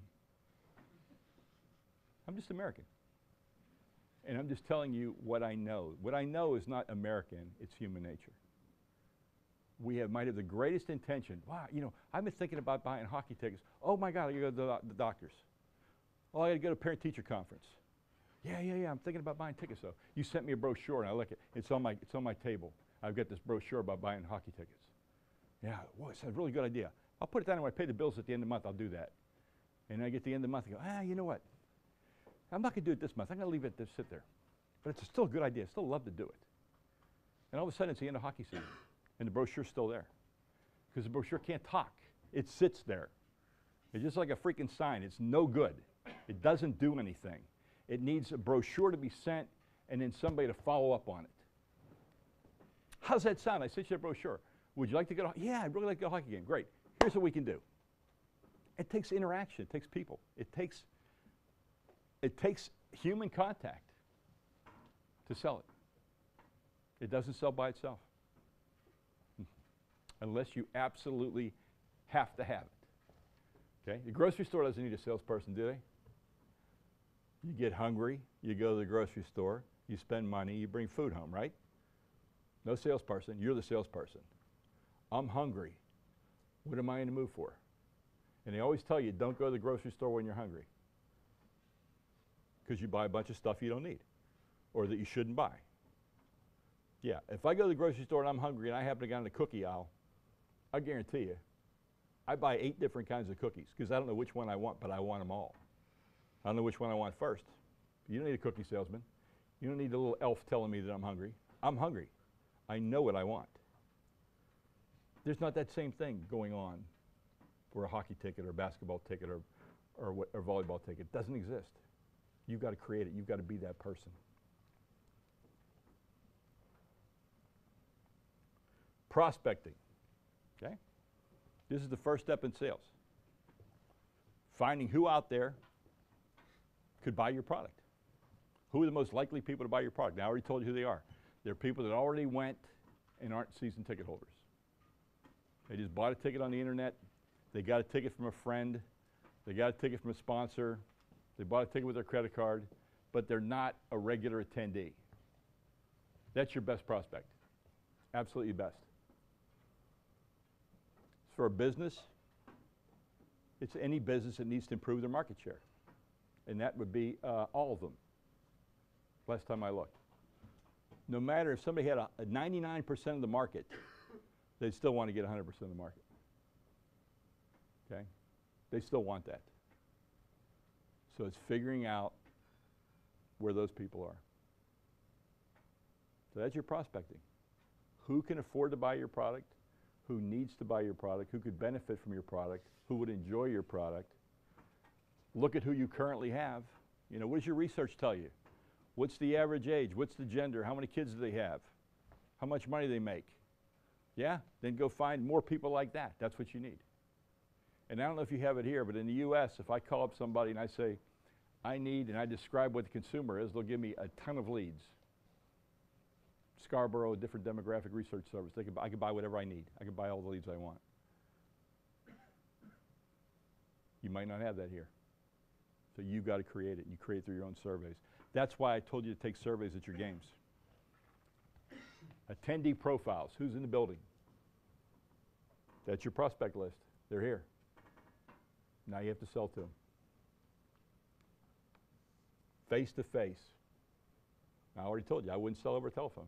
I want to use the telephone or I want to use the internet to get you to come to the game. And that's where I want to sell you. I want to sell you, this is what you're buying. Did you have a good time tonight? Great. This is what we're going to give you 28 times. This is what you're going to have. This is what your clients are going to have. This is what they're going to have when you send them to a game. Okay? That's what your logo is going to look like on the ice. That's what your contest is going to look like. I've got to help you visualize it. I've got to paint you a picture. And the easiest way to paint you a picture is have you there and help me paint the picture with you. The pitch. I've been giving you the pitch for the last 10 minutes. What's in it for you? How I'm going to help you. How you're going to enjoy it. What your kids will think. The close. This is the hard part. This is when you've been to the game, you had a good time, you'd like to come back. Here we go. Here it is. It's 25 games, and here's what it costs. Would that be cash or charge? We usually say paper or plastic in the U.S. Okay, do you want to write me a check or do you want to give me your credit card? What's it going to be? That's going to be very difficult for you because I could tell you've not done that much. And you know what? It's not a big deal. Like I said, if they say no, they're not saying no because they don't like you. They're saying no because it doesn't fit. Or no because I don't have enough information. Or no because I can't do it right now. It just doesn't work right now. Or no, that's too many games. Or no, that's too much money. Then you take the no and you figure out how to get to yes. Okay, I could see where 26 games might be a lot. How about 10? Okay, how about 10? Or if you want to have a sponsor contest, then you need to buy this, and I can give you a contest during the game. Okay, y'all do sponsor contests during the games? Okay, give me an example of one. Give me an example of a sponsor and a brand. What would they do? What kind of contest would they have? In basketball? Yeah. Shooting contest like in NBA from middle court, half court. Okay, who's the sponsor? Skoda. What's that? Car. Car. Car producer. Okay, and so, and if I shoot the half-court shot and I make it, what do I get? Well, you shoot from a three-pointer. If you score, then you qualify for the finals. Yep. And this goes on all through the season. Yep. At the end, one of those who qualify for the final, they'll shoot just like from the half court pulling the car. And you got an insurance policy to pay for the car, right? That's done together. Yeah. Okay. All right. All right. So let's go. Let's take something here. So let's say give me an example of a restaurant chain. Not McDonald's. Give me something else. Give me something Latvian. Hooters. Lido. Okay, I've seen Lido. Okay.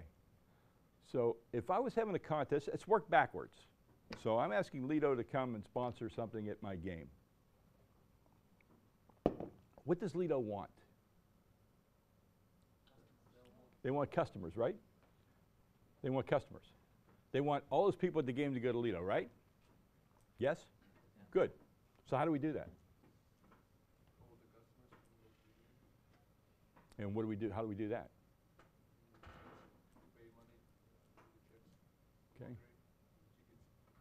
Okay. So I can put something on the back of the ticket and they can go there, right? Okay. That works. Some people do that. We do that in the U.S. We always have a sponsor on the back of a ticket. So that drives some people there. But I want to make it fun. And I want to get everybody to know something about Lido. What does Lido sell? What kind of food they sell? National food. They have a special every month? They have different things? Okay. They could, though. The idea is to talk about maybe 3 different food items that Lido's having this particular month. Okay? 3 different specials. Maybe it's a basketball special. Okay, so if it's going back to McDonald's, I would have a triple cheeseburger and I tie it in with making a 3-pointer.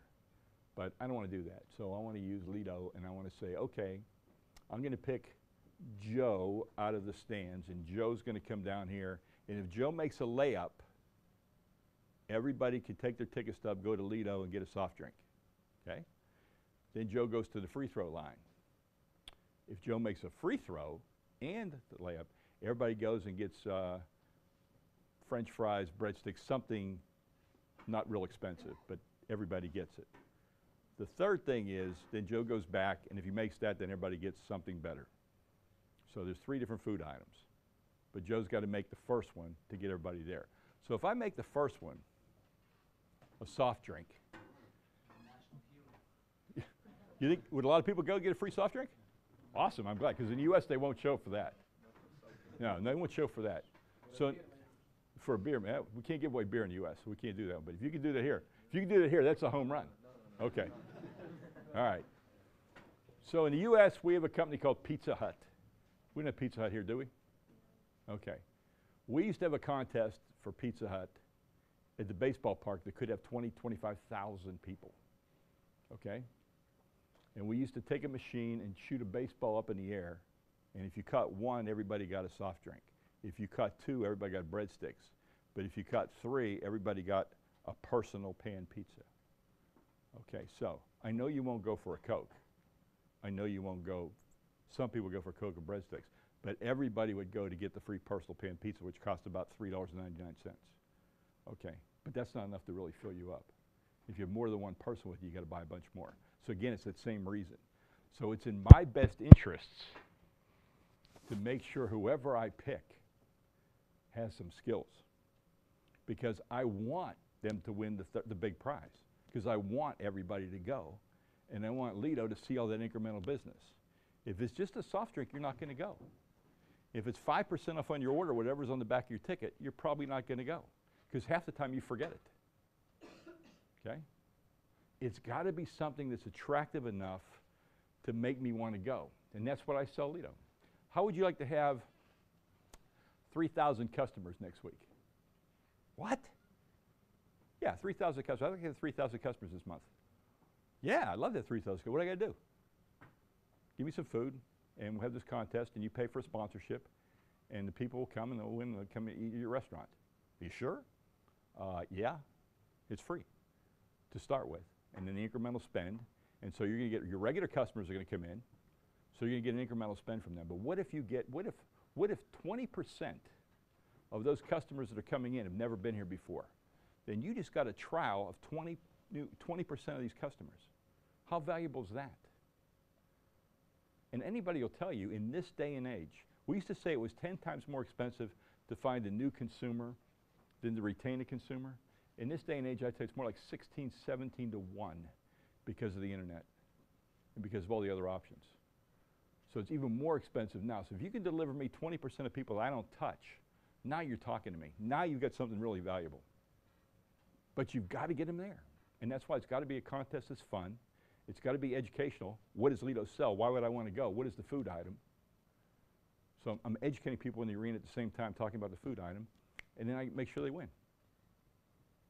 That's it. If I get somebody out there that's totally uncoordinated and can't make the shot, I didn't do Lido any favors. Lido wants to get the people to come to the restaurant, so they're willing to give away the food. You got to help me give away the food. Have somebody coordinated to win the contest. And you're all smart enough to know somebody that's there that you know is athletic and put them in the contest. Okay? Is that honest? Yeah. I'm selling food. Yeah. The idea of the contest is pretty unreal, like to get the puck in the Yeah. It's too hard. An idea. Make it a bigger hole. No, but what's the idea? Like, in marketing way. I might just have him make a shot in the net. I might not even have a hole at all. So if he makes 3 in a row, you get this. Okay, fine. Make it here, make it here, make it here. It's a straight shot. All you do is make it sure it goes in a straight line. I don't care. It's not really a concept of skill. I want people to win. That's why I got to start with a layup on a basketball court. I got to make the easiest shot. Then a free throw. Then maybe a three-pointer. And maybe that's too hard. So maybe I have them make a layup, a short shot, and then a free throw. I want them to win. So hockey, I might say, okay, you're going to stand over here, then you're going to have to stand over here, and then you're going to have to stand way back here. But there's nothing. It just goes in the net because I want somebody to win. But if you're playing for big money, like if a bank is sponsoring it, you're giving away $100,000 or something, then you've got to make it really hard. But if I'm just giving away food, I don't have to make it hard. I don't want to make it hard. I want to make it easy. I want to get people to come to the store because that's what I promised the owner. And you'll be surprised how happy they are.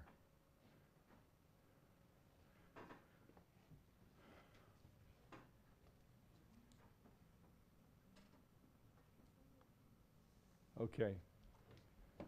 Then we have to service what we sell. You know, you gotta make sure they're happy. If they're not happy, they don't buy it again.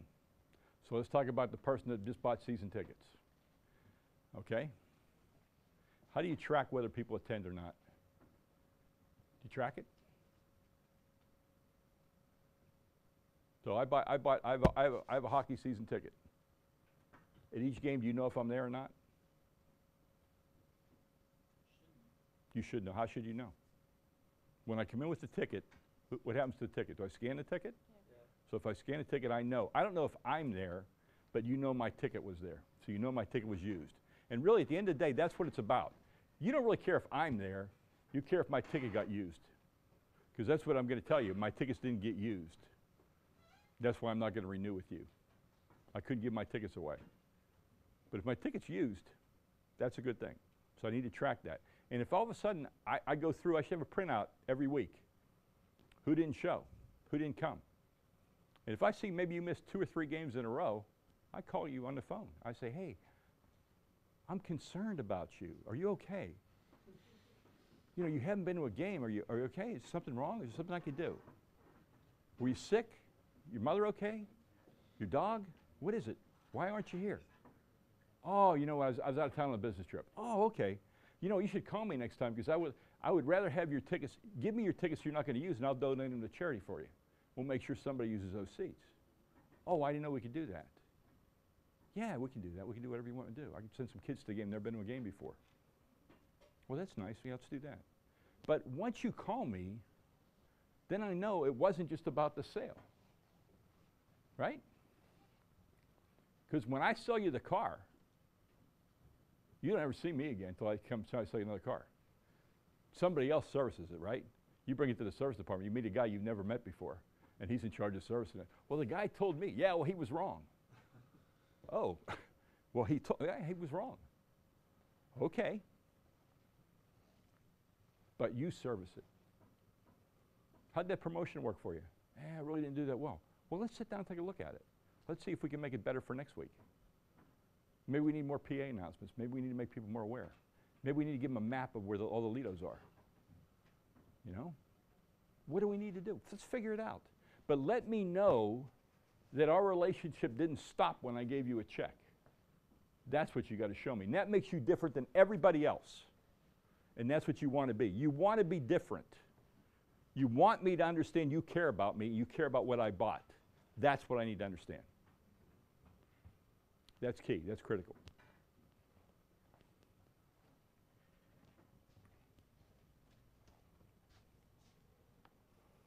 This is why I say that if you're selling, you can't do anything else. You hear all the things I just told you how to do? Figure out how that's going to fit your day if you've got other duties. Because it doesn't. This only works if you're committed to, it only works if you're committed to making money as a franchise. If you're committed to making money as a franchise, this is your model. If you're not, it's not. If you don't care about making money, you know, if your owner's got plenty of money and doesn't care, and you can lose money and you're going to stay in business, then don't do this. Okay? But if your owner cares, and you've got to show a profit, otherwise people don't work, then you better rethink about how you're going to sell. Okay? Here's another sales guy. See what his idea is. Developing and selling the personal network. Attend networking events, monthly breakfast, nonprofit functions daily. Clubs. Clubs. How many of you belong to a club, a church, a sports organization? How many? Show me hands. Okay? You all belong to something. Okay? Go to the meeting. Find out. If I'm going to go, I would want to meet him. And I want to meet all those kids. I want to see how I could work with him help me. What can we do together? Would your kids like to go to a hockey game? Yeah. Well, we'd like to come put on a hockey clinic. Would that help you? Whoa, what an idea. What an idea. I'm going to take my assets, which is my hockey team, and I'm going to have them come to a practice or a scrimmage. And I'm going to have him watch. and then I'm going to give each kid an offer for a free ticket if their mother or father comes to the game with them, or a discount ticket, whatever I want to do. Think about it. That's what we do. Go to these meetings, go to clubs, find out about how the business works. Find out about it. Civic clubs, they all need to raise money. We have civic clubs in Latvia? Civic club like the Rotary. It's a club designed for people to help make the community better. Okay, churches do that though. Okay. Churches all trying to raise money? Schools trying to raise money? Who tries to raise money in Latvia? Everybody. That's your answer. Everybody tries to make money in Latvia. You know what? I've got a great idea. You know what I'm going to say, don't you? No. Here's how we're going to do it. You need to make money for your club. You need to make money for your school. You need to make money for your church. I've got a great idea. You can sell tickets for me. You can sell tickets. And for every ticket you sell, I'm going to give you 20% of the value of that ticket for your charity. How about that? How about that? And so then when that person goes out and sells the ticket, they go to Mrs. John's, whatever her name is, and say, would you like to buy a ticket to the hockey game? It would help our youth club. Our youth club's trying to raise money to go on a trip. Yeah, I don't want to go to the hockey game, but I'll buy a ticket because I want to sponsor your youth club. Great. Ticket. You help people help themselves. You now are a community partner. You now, besides having one person selling, you might have 30 people selling. You might have 50 people selling. And what's in it for them? Remember the question, what's in it for me? What's in it for so what's in it for me? So if I sell a ticket, my club gets to keep 20% of the money toward whatever they're raising money for. Yes. Great. What's in it for me if I buy the ticket? You can either go to the hockey game, give the ticket away, or have the satisfaction of knowing that you helped the club get whatever they were trying to do. Great. What's in it for the hockey club? I sold a ticket. I made money. I kept 80% of the ticket, and it didn't cost me anything to sell because somebody else sold it for me. Why wouldn't you do that? Okay? Here's how it started off. I would put out a press release. You all have press releases. You all have people that write on the internet, right? And I would say, big meeting Monday, hockey rink. Everybody can make money selling tickets. We can help your organization. You can be your own profit center. Come to the meeting. We're going to teach you how. Okay, come. Or call people you know that are trying to raise money. And there's a few of them. He said everybody's trying to raise money. What better way to sell it than selling your tickets for you? Easy sell. Then, other benefit was in it for the hockey team. People coming to your game have never been there before, adding new people to your database, maybe selling them to come to more than one game. So you get a whole bunch of new warm leads that people came to your hockey game. It's just easy. We do this in the U.S. all the time. Like a high school band wants to raise money, we have band uniforms. Or a science class wants to go on a field trip. Or a church group wants to go on a pilgrimage. Whatever it is, you are the provider. You can make people's dreams come true by letting them sell your hockey or your basketball tickets. Okay? That's all it is. You are an enabler. You are providing this opportunity for people to go out and sell tickets, raise money for themselves, sell tickets for you. And you have no real cost associated with it. So that's a real easy thing to do.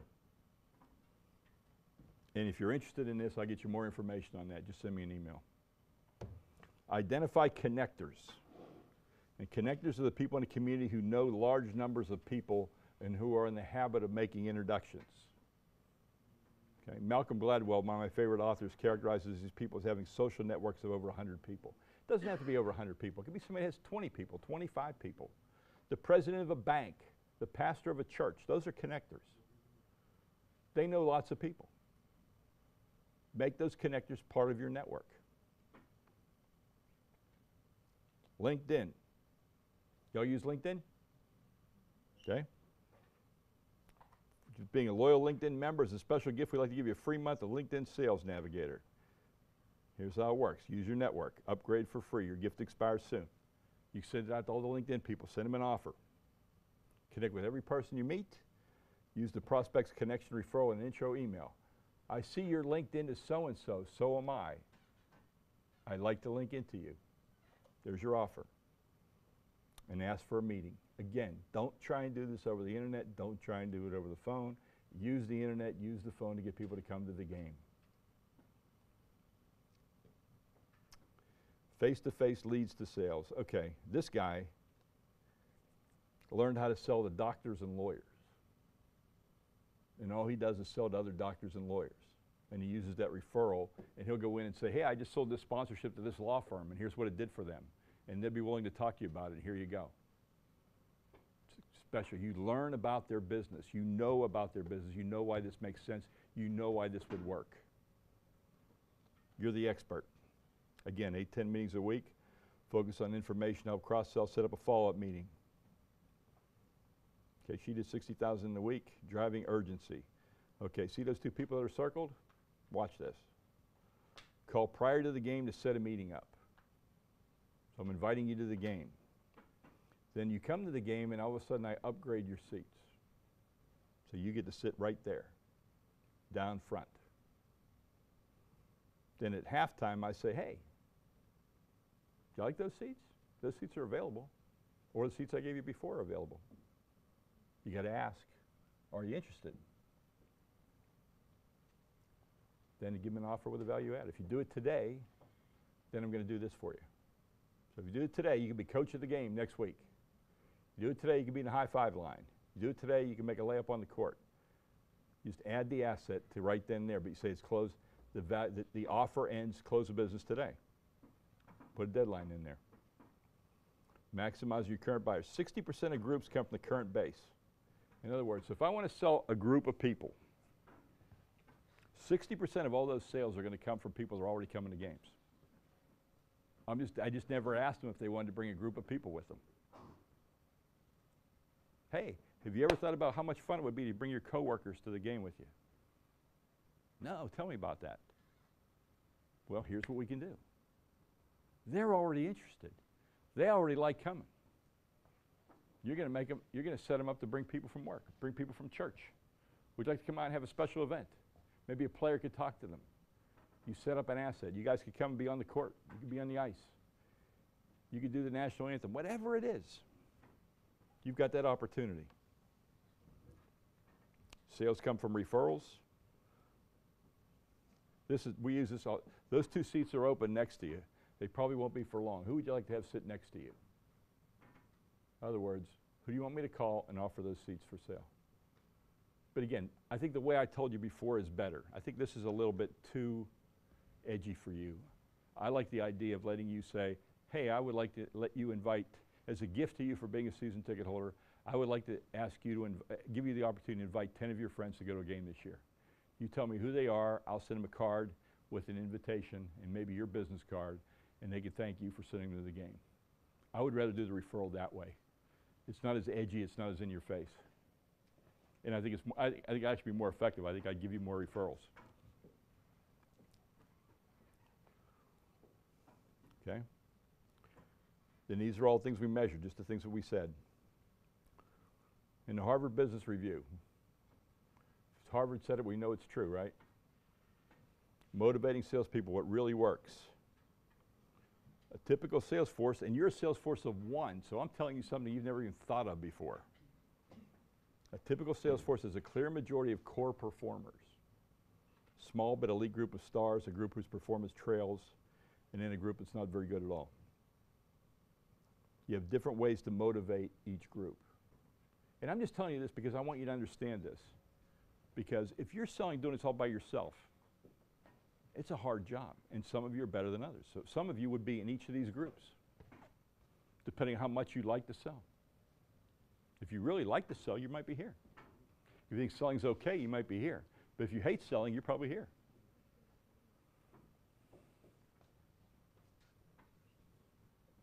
But the other thing is, you can sit for a minute. I get asked a question here. So when you sell, are you incentivized to sell? Or are you just told to sell? So in other words, if you sell something, is there a benefit to you for selling? Do you get money? Do you get commission? Do you get a bonus?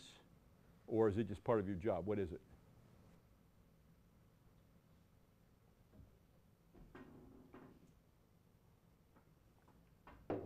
Anybody? Usually it's commission-based. Okay? Everybody get commission on what they sell? Raise your hand. Whoa. That's not good. Okay?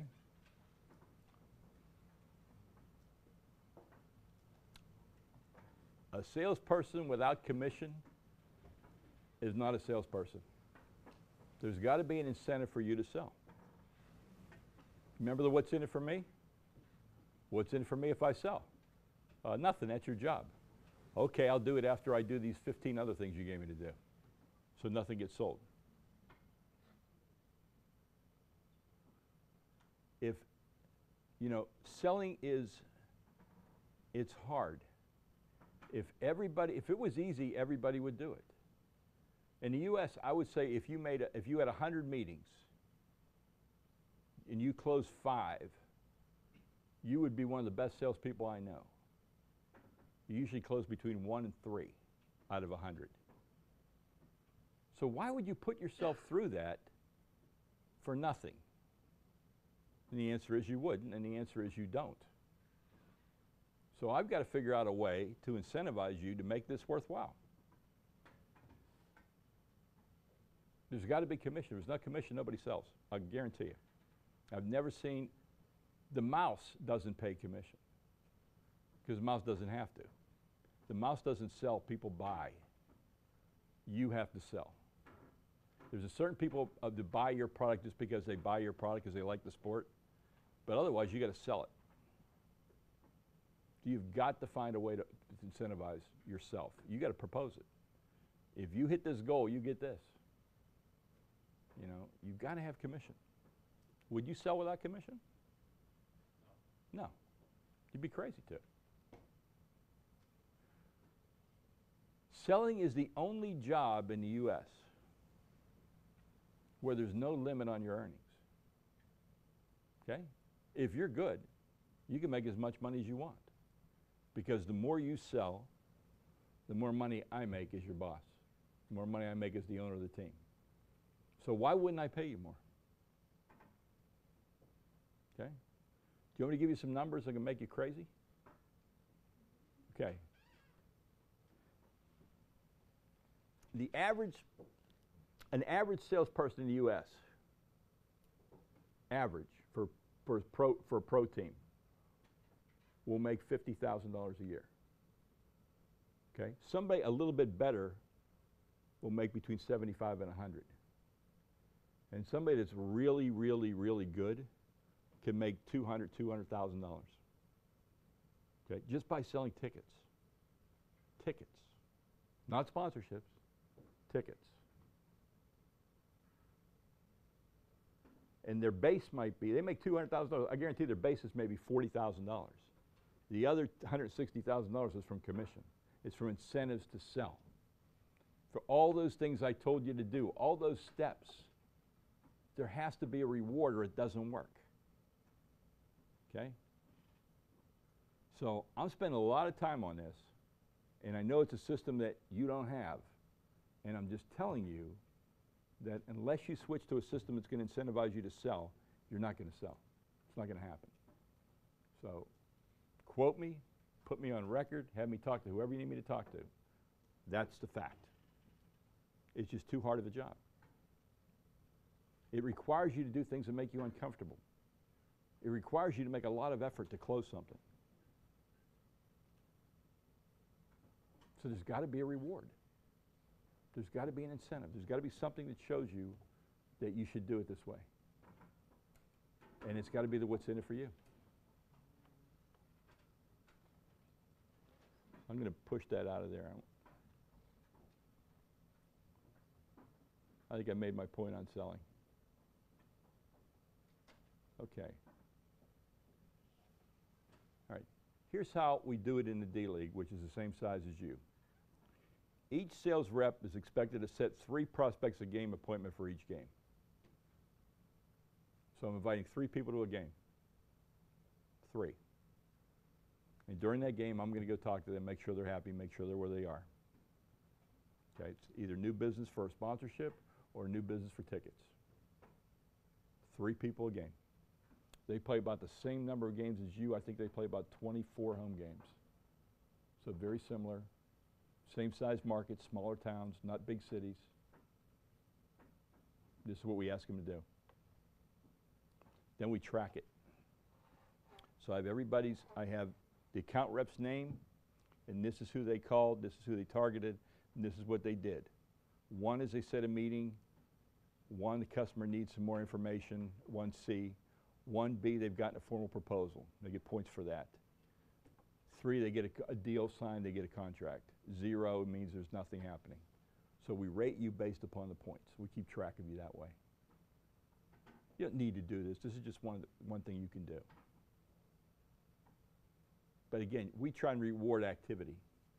So sometimes we'll give somebody, let's say somebody got 10 meetings set in a week. We might take them out to lunch that day and give them a free lunch. Just to say, I really appreciate, we call it hustle awards. We like the way you hustle. So we're going to give you free lunch today. We're going to take you out. Or here's a gift card from our sponsor. Okay? Do little things like that to make it fun. To encourage you to do the things you need to do. So you get in the habit of doing them yourself.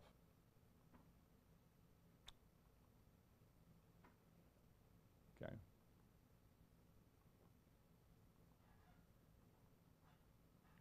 This is the 3 years, 10-year thing. We invest in sales training. We really teach all of our people how to sell. We invest in our people because it's not easy. I can't just say, do all these things.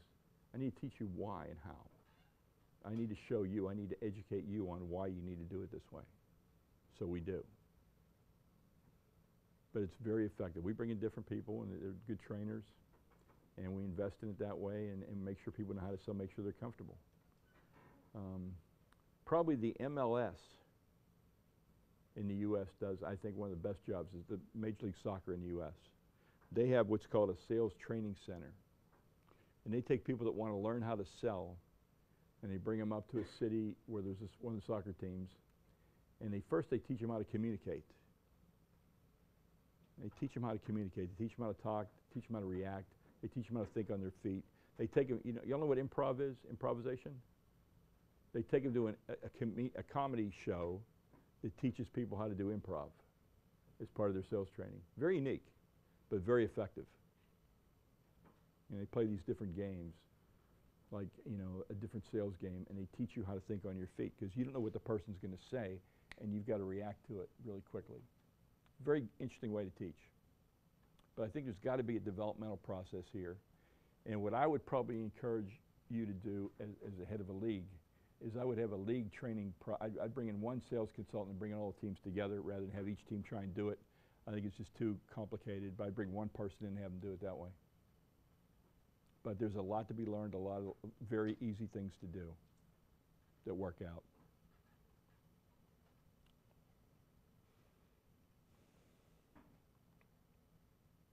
Collaborative leadership. It's a collaboration between you and your leadership, you and your boss. You're thinking the same way. You're doing what you need to do.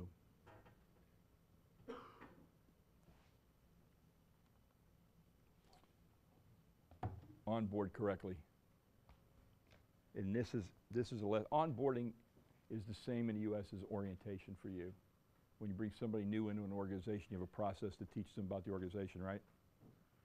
Onboarding takes that process, and it's not of a one-day thing. It's kind of the first 3 months or first 4 months of employment that you make sure they really understand everything there is to know about the job, that they're good at it, they can do it, they can perform.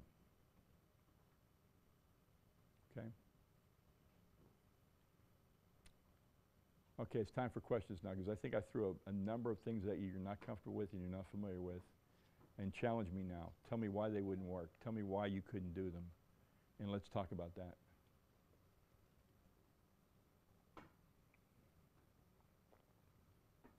Question. Yep. So when you try to make a sale, First you try to get a meeting. Yep. Instead of trying to actually describing the Yes. what you're selling. Yes. And the easiest way to get the meeting is bring them to a game, because that's what you're trying to sell. So take me, you know, when you're sitting at home, say you want to buy a car, and I'm the salesperson. You came into the dealership one day and left your name, said I'm interested in buying a car. And I'd call you up and I'd say, hey, I've got this great Acura for you.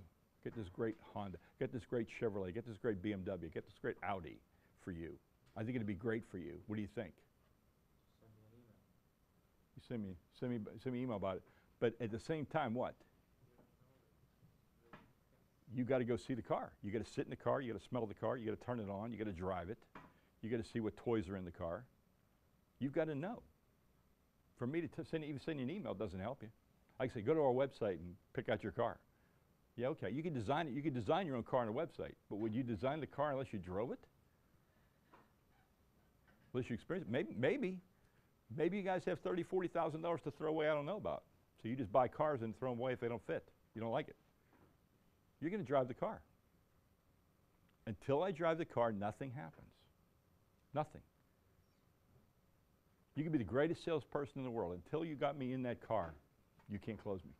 You can't sell me the car. Okay?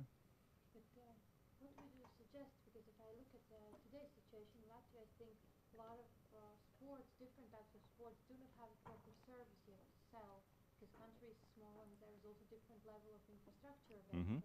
So for them actually to sell, they don't have anything to show yet. So for a sponsor, for example, if they come, they first promise something, and only when you agree to sell, then they can deliver on the promise. So how for them to start, how to come in and say that they cannot actually show what they can offer? No, the first thing, if I'm selling a sponsorship, it's different selling a ticket, because I can't test drive a sponsorship. So here's how we sell a sponsorship. I come in for our first meeting. I call you up and I say, I would like to talk to you because I think I can help your business. And you say, okay. So I come in, now it's my turn to say, how can I help your business, right? I've got to tell you. So the first thing I say is, tell me about your business. Tell me how do you know when you're successful in your business? Okay? What would be a good year in your business? How many sales calls do you currently make in your business? How do you entertain clients in your business? How do you promote your business? So the first visit, I'm not selling anything. All I'm trying to do is understand you and your business. Now, I can do some of that on the internet before I get there. And I can say, hey, I've seen you're going to do this on the internet, and I've seen you're going to do this. I saw last year you did this. But tell me about what your plans are for this year. Because I don't know if I can help you or not, but I want to see if I can. But I've got to articulate, I've got to understand what's important to you. So if you tell me that you sell cars, in a good month you sell 15 cars. In an average month you sell 9 cars. So 9 is your break-even number of cars a month to sell, okay? So I have to say whether or not I think I can help you sell 10 cars or 11 cars. I can help you sell more cars. Okay, so more cars means 9, more than 9. So you have a number here that you have to think about, okay? How am I going to do that? Do you want to bring your car down here to the hockey rink and park your car here? Do you want to have a person here showing off the car? Do you want to have a salesperson here demoing the car? Do you want to test drives in the parking lot? Do you want to give away hockey tickets to have people drive the car? What would you like to do? There's a number of ways I can help you promote it. But see, it comes down to I have to understand what's important to you. You have to tell me, and then what would be successful? So if we had a deal together, how would you define success? I ask you that. So you'd say, if you sold 11 cars in a month and 2 of them came from me, would that be good? That would be great. Great. That's our goal then. And then we have to work together to figure out how that's going to happen. And probably to get that to happen, I probably need to generate 20 or 30 or 40 test drives.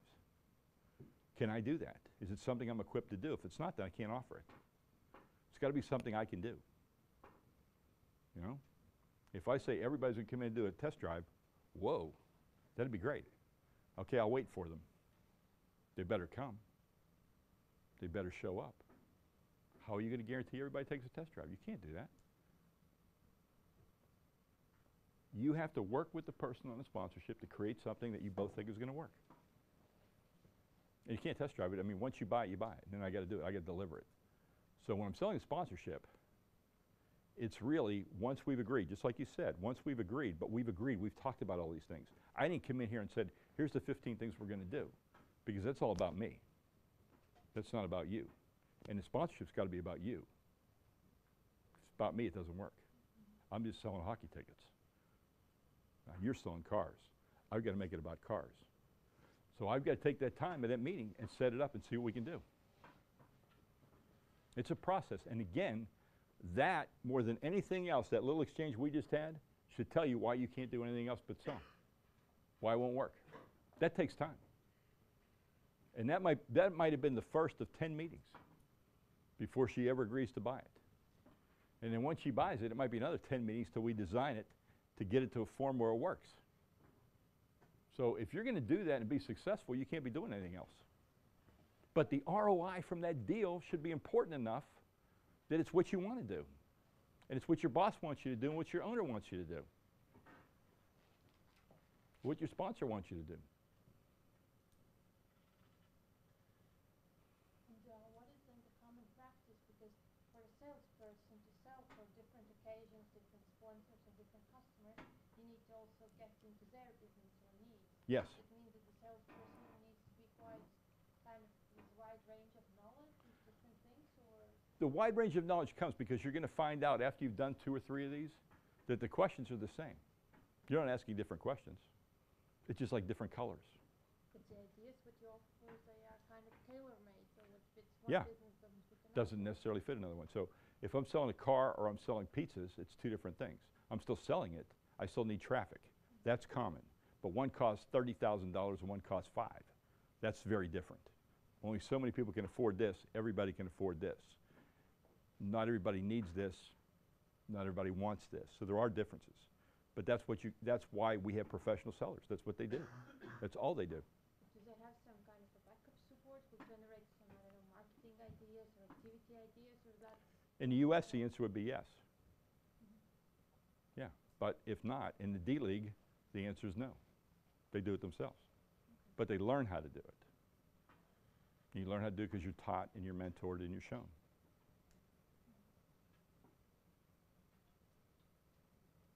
How to get through to the right person? You approach the big companies, so there are hundreds of secretaries, assistants, whatnot. So how you know who's Okay. in charge? Okay, we call that getting through the gatekeeper, the person that answers the phone. Okay? So if I call and you're the person I need to talk to, you don't answer your phone, right? If you're the head of the company, somebody else answers your phone. So she answers your phone. So I've got to convince her that what I have to say to you is worthwhile. So it's not even about you yet, it's about right here. So I've got to convince this person I've got something of value for you to consider. That's an art. So you should make it a value for her as well. Yes, yes, I've got to convince her. I might come out and say, hey, you know, I didn't want to do this over the telephone. I don't think that's very formal. Hi, I'm Bill Sutton. How are you doing today? Great. I've got some really interesting things I'd like to talk to Andres about. I don't want to talk to him over the phone. I'd like to set up a meeting. Here's what I like to do. And I lay it out. And I've got to convince her because I need her to be an advocate for me. Andres, this Bill Sutton was here today. He's really a nice guy. I think you should talk to him. That's what I need to have happen. Not, Andres, this guy was a pest. I got rid of him. You don't have to talk to him. Okay, I don't need that. But I'm not going to get directly to you. I've got to go through her to get to you. Unless I meet you through a connector that I talked about before. Like I would say to the person at the bank, hey, I'd really like to meet Andres. Can you introduce me? Oh, yeah, I can do that. Then that takes this whole step out of the way, and we go one-on-one just because somebody that you respect and somebody that you know introduces me and makes me valid to you. And that's important. That connector relationship. Somebody that tells them, you should talk to so-and-so. He really has some good ideas for your business. I used him for my business. It was great. Okay? The connector can play that role and then take this out of the equation. If you don't have the connector, then you're forced to go here, which makes it harder. What else?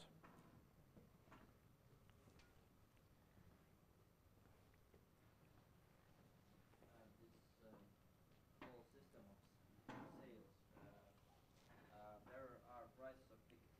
Yes. And I wanted to ask how many persons of whole budget of team is tickets, because for example here in Latvia, everybody who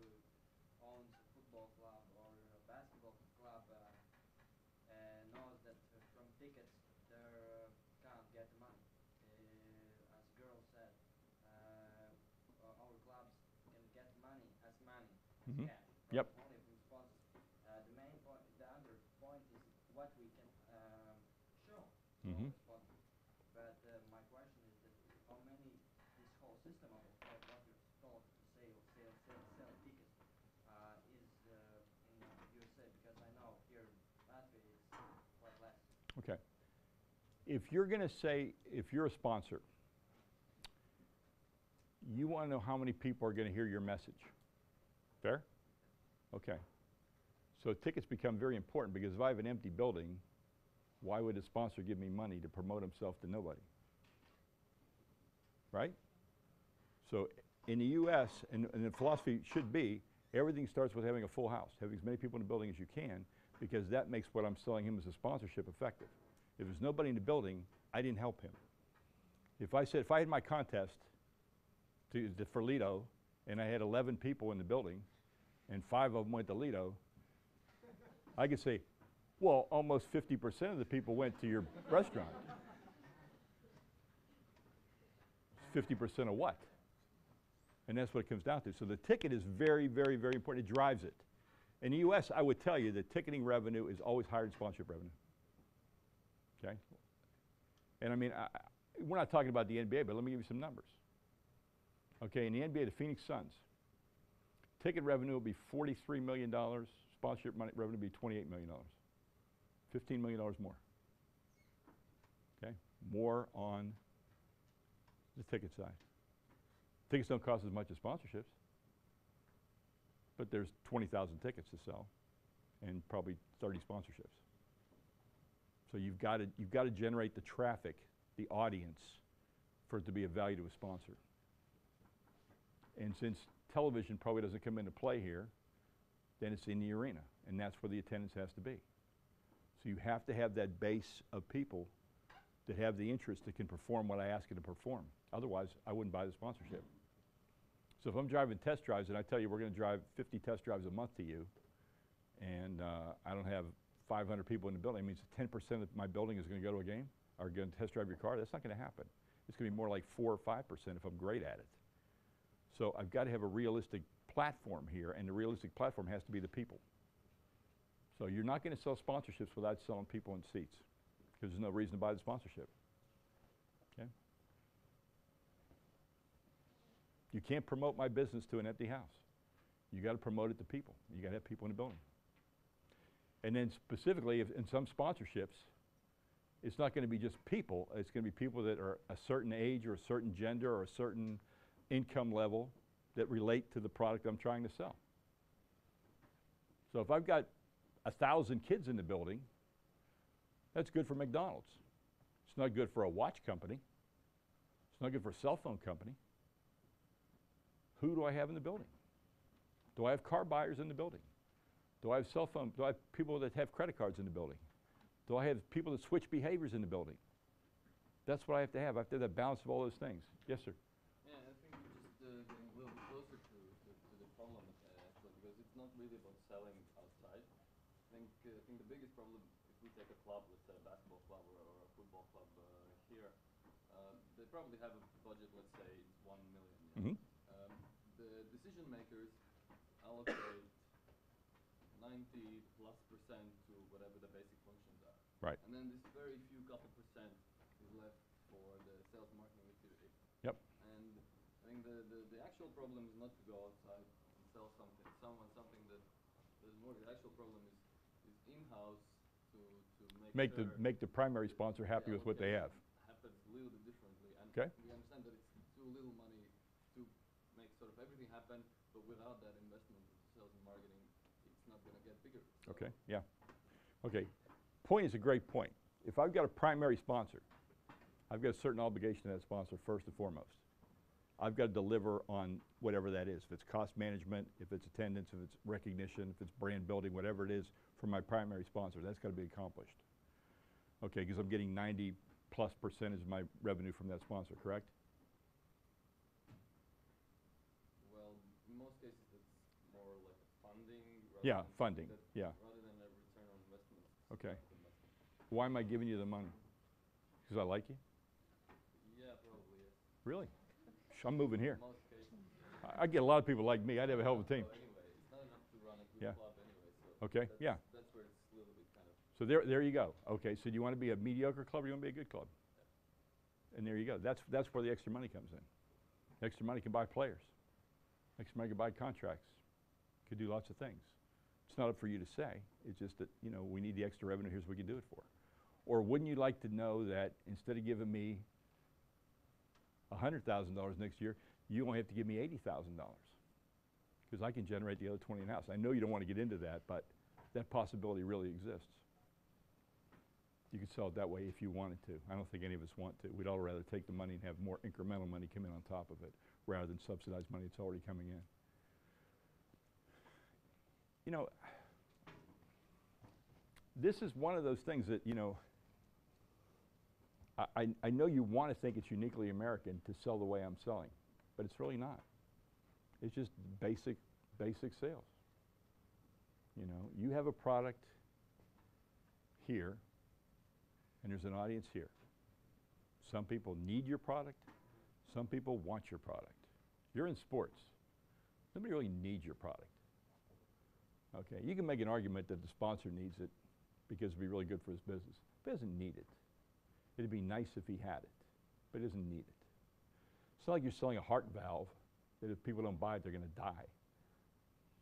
Okay, you're not in that business. You're not curing cancer. You're not doing anything that's just life-threatening. You're not selling groceries. You're not selling food. You're not selling housing. You're not selling shelter. You're not selling the basic necessities of life. You're selling fun and entertainment. And that's a want. It's not a need. And so it takes longer to sell a want than it does a need. Okay? Like I said, grocery stores sell need. That's why they don't have any salespeople. They don't need to sell it. People buy it. It's life-sustaining. They don't need this. All you're doing in a grocery store is picking the brand of whatever it is you're going to buy. So for me, it'd be which cookie do I feel like today and why. That's all it is. But our business, we've got to convince people that we are the place to spend their time, to have a good time, to enjoy themselves, to promote their business, to bring their kids, to sell our tickets. And it's just a different animal. Yes, sir? Just wanted your thoughts on Yeah. you know, we have a couple of mobile operators and some other bigger companies that always their main argument is, why should I give you as a sponsorship sale? Why would I give you if I'm not giving to all of these other, you know, I don't know, foundations That ask me for money. or Yeah. whoever is raising money? Because if I start giving someone, I have to give, you know, sort of a fair share to everyone. So what would be your immediate response? So I'm a wireless company. Well, first thing I'd say is, you're not giving me anything. You're investing with me. You're investing in your business with me. I'm investing in your business too. So I'm trying to deliver customers to you. So I'm not asking for you to give me money. I'm asking for you to give me the right to earn the money by delivering customers to you. Okay, now if I want to take a philanthropic bent, I would say, if you support me, then we're going to initiate this ticketing program, and we're going to let all these other groups sell tickets to generate money for themselves, and you won't have to do it, but you'll be involved in it because you're our partner, you're our sponsor. That way, they're helping you, and they're helping you help everybody else. So you're like the intermediary, if I wanted to do it that way. You could help sell my new ticket program where everybody gets to sell tickets. That way everybody benefits because of your generosity. But I'd really stick to the first one. I'm not asking you to give me money. I think it's a good place for you to get people to sign up for your wireless service. And if I didn't do that, you know, I'm going to sell it to somebody's wireless. I think we have the audience where we're going to have people that are going to buy wireless service or change wireless service. Now, you should be part of that because these are the people you're going to influence. And we're going to help you influence them. I'm not asking you to write me a check. I'm asking you to come in here and be partners with it. Let's make your business grow and my business grow. And that's the way I would position it. Again, it's different though. I'm asking you to think a little bit differently and do something a little differently. But to me, it's really logical because I wouldn't give you money just to give you money. I wouldn't. But I'd only help you if I think you can help me. You know, in the United States, we don't call them sponsorships. We call them partnerships, and that's the reason why we call them partnerships. We call them partnerships because it's something we do together. You know, otherwise you wouldn't get involved with me. Yes, sir.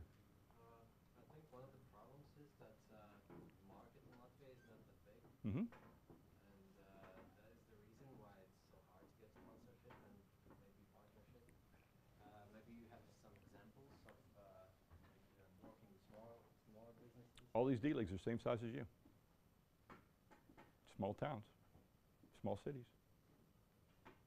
The problem is you don't have enough people to do the job. Okay?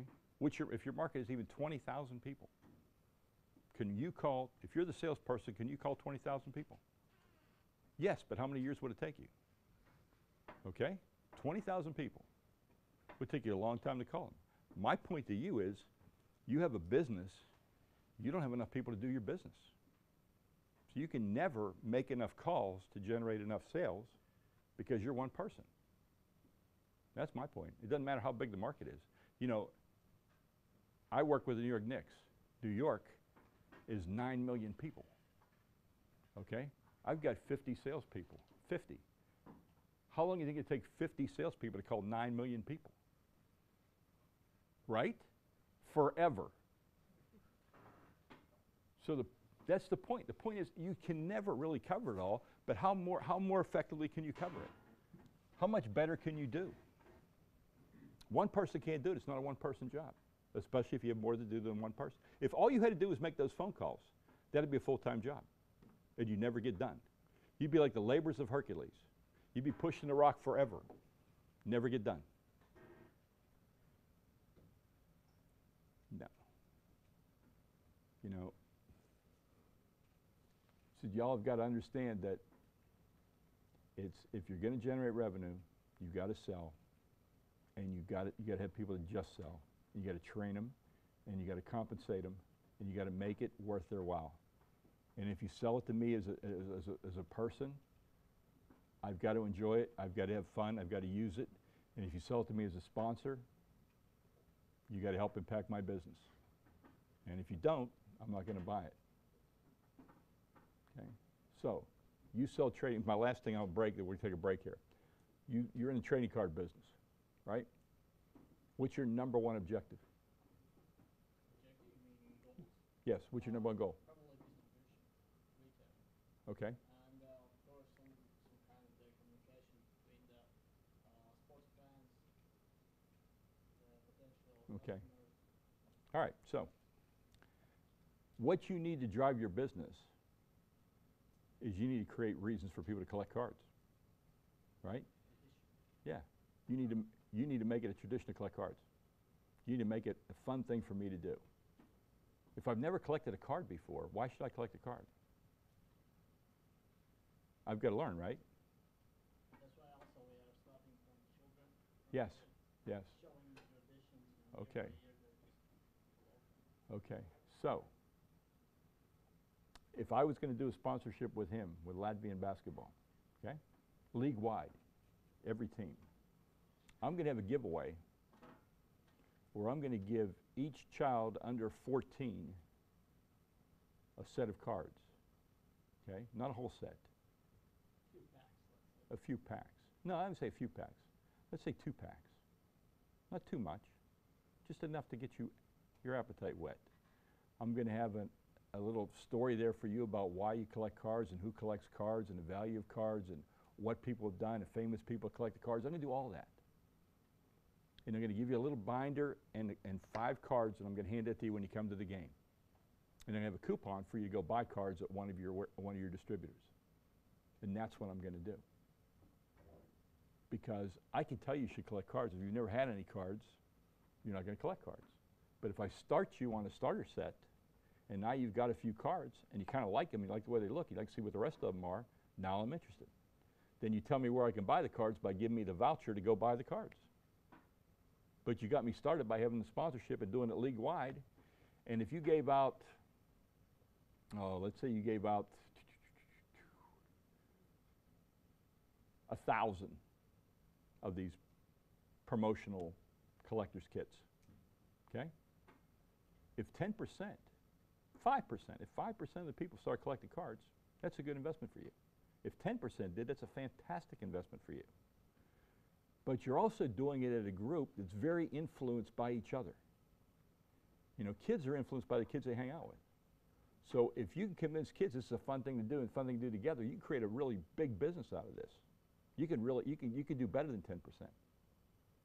But it depends on what else you're doing besides giving. If you give me the cards, that's going to work with some people. But it's that information about why and how and what it looks like and why it's fun to collect cards and who else collects cards and famous cards I can get, and special limited editions. That's what changes the paradigm, and that's what you have to do. By the way, interesting story that also we started a partnership with Lithuanian basketball team. We started this project in Lithuania, and we made a giveaway. And that was actually, I think, one of the failures that we didn't add anything else with cards, no information, just a giveaway. Yeah. So basically, that was the main thing that. And see, all you did was give stuff away with no way to purchase it. And see, and that's the piece you have to give me. See, give me cards, that's nice. Wow, thank you. Who the hell's that guy? Yeah, I get these cards. Where'd you get them from? I don't know. I got them at the basketball game. Can you get more? Yeah, maybe. Where? I don't know. Well, how many cards do you have? 5? How many are in a set? I don't know. Who's in a set? I don't know. They have famous basketball players from all time in a set? I don't know. So you give away a promotion that asks more questions than it answers. But you could create the answers to all those questions and really make an effective promotion. So again, you've got to understand what it is. And see, I went right to the basic. What he needs. He said he needed a distribution outlet. He needs kids to collect cards. That's where you start. You got to get kids to collect cards. Once you get kids to collect cards, if I know they're going to collect them, I'll volunteer to be a distribution system. Yeah, sell them in my store. I want to sell cards. Kids come in, they come in, they buy cards, they buy other stuff. Their parents come in with them. Yeah, I want to sell that. You have a great product. I know. Yeah, you do. You just got to get people to collect cards. That's it. That's where you start. You start the very basic thing. I need to sell hamburgers. I need to sell cars. I need to sell detergent. I need to sell bread. Don't let it get more complicated than that, because that's the question. How do I sell cards? How do I do this? All right, let's take a break. How long of a break should we take? 20 minutes. 20 minutes? Let's take a 20-minute break. Okay. Now comes the time for you to work. Okay, so let me explain this exercise to you. All right, I want you in groups of, let's say, no more than 4. So just move together and get in groups of 4 after we talk about this. Pick one person in the group to be the chief marketing officer. In other words, they're going to present the ideas. Then pick one of these 2 things. Okay, the first one is assume you're in one of the following businesses. You're a courier or overnight delivery service. We have that in Latvia, yes, right? Okay. You are a financial service like a bank or a loan company, a mortgage company. You're a home improvement supplier, people that sell wood and materials to fix up your home. Or you're an electronics retailer, somewhere I would go to buy a computer or a stereo. It'd be one of those things. Work as a team to define 6 or 10 ideas on how you would work with a basketball team or hockey team, whatever you decide you want to be. So how you would use them to promote your product or services. Do you understand that? Okay. Or you can assume you are the team. Then you would work as a group to decide how you would prepare for that initial meeting with one of those same businesses I talked about. So one is you're the business, and you're going to identify 6 to 10 different areas that you would like to make sure that you could promote. The other one, you're the team, and you're going to generate the ideas that you would offer to the business. Okay, can we do that? All right. Be both or either one? They could be either one. Yeah, they could be either one. In fact, let's do it this way. This half of the room, you're the team. This half of the room, you're the business. Okay? So get in groups of like 4, and we're going to give you about 30 minutes. And if anybody has a question, you come up here and ask me the question, because I want to be able to give you your question in private. Pardon me? Okay. So get in groups of about 4 people. To the group in the back, what do you need to know for this initial meeting that you're going to have with them? Do we just shoot all the questions, or Just give me about 2 or 3 good, really good ones. What audience do you already have, and what audience would you like to have on top? Great.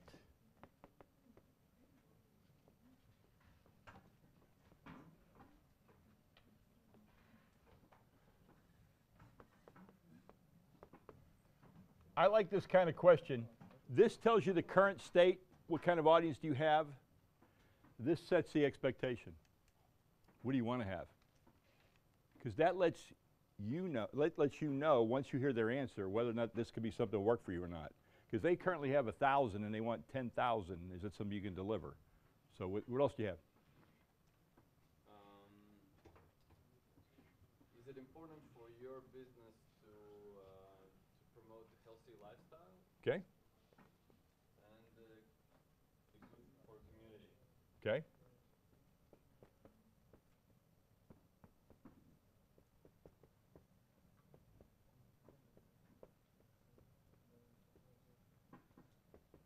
Okay, I like that one too because it's about cause marketing. So if health is something important to you, and your company sells health products and you want to get behind it, is it something you do? Or what do you do to give back to the community? How is that important to you? What do you want to do? You know, you're a member of the community. How do you give back? How do you enrich it? Another group, what do you have? I would like to question, what are your expectations from our corporation?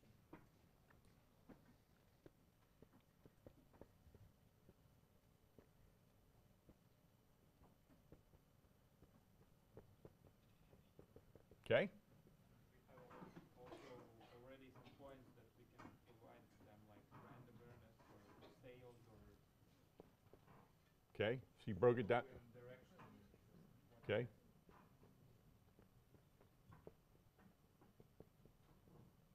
Okay. What else we got? Other group.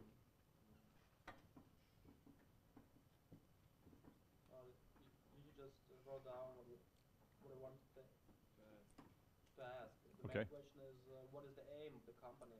What's the goal? Either it is sales growth or it's brand popularization.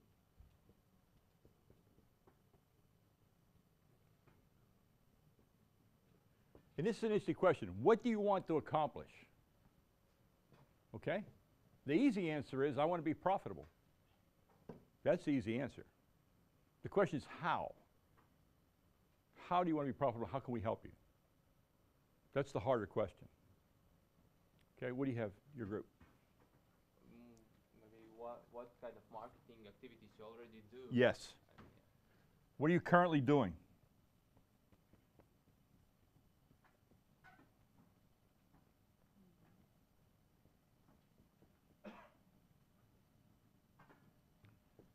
And this is a good question. What are you currently doing? You can break this down. What do you currently do to entertain clients? What do you currently do to improve your brand? What do you currently do to increase sales? Do you have sales contests? Do you have incentives? So you can break this down as much as you want. Another one. Maybe about, have you thought about something new, something different? Yes. Is what you're doing, the way I would say it is what you're doing working for you? If not, would you consider something new? Yeah. Because you also need to assess whether they have a sense of wanting to improve, or they want to do the same thing every year. You know, maybe they have something that works for them every year, and they do the same thing over and over and over again. They say, how's that working for you? Has it gone down every year, or has it gone up every year? Maybe you need to try something new, so you can lead into it. One more, and then I'll switch over here. Anything we haven't covered, your groups? Anything else? Building the loyalty. How are you building loyalty? Great.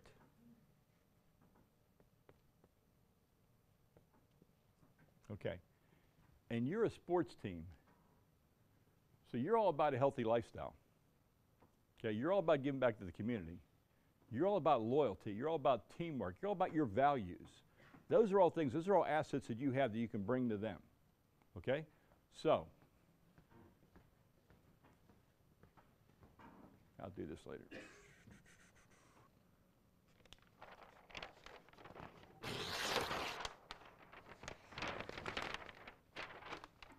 Okay, what do you got? It's a creative idea. Yes, your creative ideas. So we took a courier, overnight delivery company. Okay, courier. And the three ideas, we took it from the base that part of our customers are the private persons and part of them are business. So for our private persons, we saw that you can order food during the game. So you watch a game, you want some food, and we deliver during the game. Nice. Then for the business clients, we thought we use the games, get some court seats or some cool places to bring our biggest clients. And then there was the idea that we can arrange that maybe some top player delivers some of our deliveries to the best clients, and we film it and put it to Facebook or somewhere in social media. That is amazing because this year was one of the most popular things they did in the U.S. They had the players deliver the tickets. So you come in a place of business and the players would come out in their uniform and be, wow, why are you here? I'm bringing you your tickets. Wow. That's a wow. We always like, the NBA, you know, we call that a slam dunk moment. Okay, a slam dunk moment. We totally unexpected. It was a very good idea. What else we have? Who else was a different, anybody else was a courier? We. Okay. If we invest in partnership, we would love to have the network with other partnerships the team has. On top of this, we need the referrals and introductions to our business. You know what? This is the key. This is so important. I can't even tell you about this. Okay, network with other partners. So I'm one of your partners. Who else is a partner? How can we do business together? Because we're in this Dynamo family. How can we do business together? How can we help each other? Maybe I say everybody that's a Dynamo sponsor, you get 20% off of my courier rates if you bring your business to me. So you should start, you create a family that by being a sponsor, you're a partner, you're a member of our family, and you can do all these different things. All right, in the US right now, this is huge. We call it business to business. I'm taking my business and marketing to you.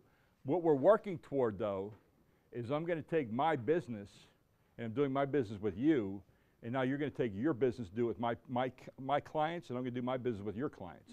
So that's B2C, B to B2C. Is it legal actually to exchange databases of users? Because it's not exactly.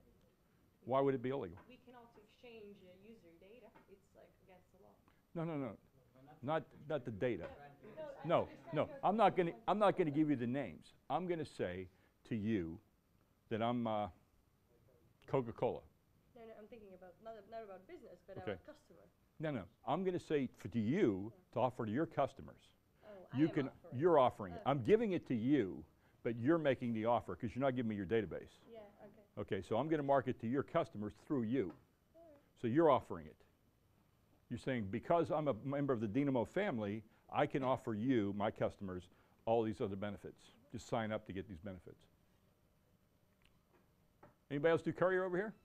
We can provide the transportation for your fans for the away games. And as a return, we need the court seat Okay. for our business meetings with partners. Okay, we're going to deliver your fans to the away game. That's great. Through a creative way of taking what you do as your prime core business and making it valuable. And those who are going to the away games, Yes? we got special price for the next games and with chance to upgrade the tickets. Okay.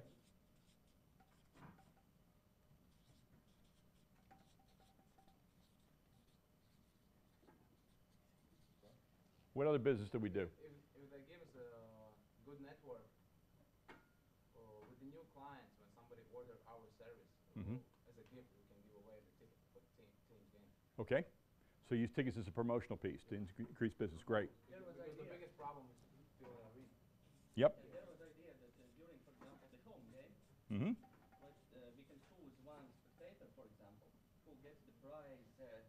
We will give for free the bus for the next away game, Like and you party can bus. pick 30 friends Excellent. to travel there Yes. with your friends, and not from arena these 30, but you can pick your friends. Yes. So your club maybe will get at least some. And maybe I'm going to have spectators, yes. food from another partner. Yes, that's Maybe what even a we little said, beer on the bus. Yes. Make it fun. A real party bus. Okay. Party bus to generate new customers.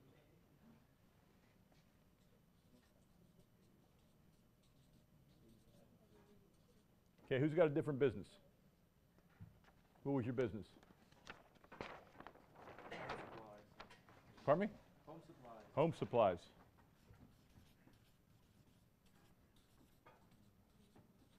Okay, let me hear it. So we want to turn our parking space into the soccer field and do an event for kids that the kids will, and kids will receive a free ticket at the end of that. Okay. So we're driving people to come to our place of business. We're going to have a clinic for your kids. Okay? With your players, most likely. Excellent. So we want that our customer loyalty card is also a permit of a free parking space next to your arena. Ah, excellent. This is very, very popular in the States. So say Toyota is my automotive sponsor. I take special parking spaces, and if you have a Toyota, you get to park in those spaces. So very similar. You do something special based upon the relationship with a client. Great. Another one is we want to utilize your players at our corporate events. Okay. And how do you want to use them? At the family events, so that Okay. We need your goalie to be the goalie at the family soccer game. Excellent. Okay. What this does is not only gives you a story to tell, and I'm a big believer in telling stories, but it also demystifies the whole thing. You're interacting with an athlete. Now you know something about this athlete. You have more of an affinity to root for this athlete, root for this team, because he's more than just a goalie. He was the guy you met at the company function. So much different. What other products did you do? What do you guys do? We was video carrying. You're what? Same with the delivery. Delivery? Okay. Is there any we need to add to delivery that you guys want to add? No, You got it already. Okay. we were with the Okay, we're good. amazing girls. Who else? Amazing. See, compliment. What else we got? Okay, what do you do? So we had a similar idea to the parking lot Uh-huh. idea. You have a player come and help with the shooting tactic, coach, families, whatever, and then you get a chance of making 3 baskets and receiving 10, 20, and 30% discount. Ah. Which consecutive baskets. Great.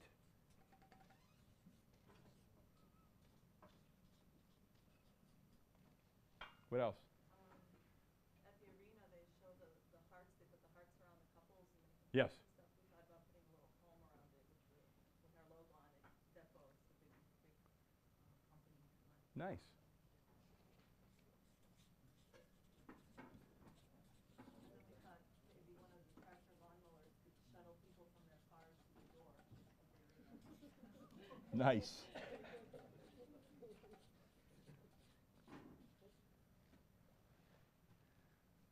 You know what? You're very proficient at this. Very good. Anybody else have something we need to cover? Okay, let me tell you a fun one. Do you have, please tell me you don't have it here, but I'm going to ask anyhow. Do you have reality TV shows here? Those are the worst, but I'm going to, okay. So I was talking in my class one day, and this is a true story. I told my class that if anything goes wrong at my home, I have no talent or no interest in fixing it. So my rule is, if she can't fix it, I write a check. I hire somebody. If she can, I'm not going to even come close. I'm not even going to think about fixing it. So the students come in one day and they said, and I gave them the same exercise, and they'd picked Home Depot as the U.S. company. And they said, we want to create a reality show about you, Dr. Sutton. And I said, so tell me how it would work. Well, you don't like to do home improvement. I said, no, I hate to do home improvement. So, well, Home Depot has this new promotion where they will come to your house and do the work for you. So we thought you would love to win a contest like that. So the contest is your wife or you goes on the Home Depot website and writes about a project that you don't want to do, that you want Home Depot to do for you. Okay? So you're going to, if you win the prize, Home Depot will come to your house and do the work for you. At the same time, a limousine will come to your house, take you and your friends to the game, put you in a suite, and let you have a party while the work's going on at your house. And your spouse is the one supervising the work. Okay, now, go forward in that we have a video going on at the same time showing on the scoreboard the work getting done at my house.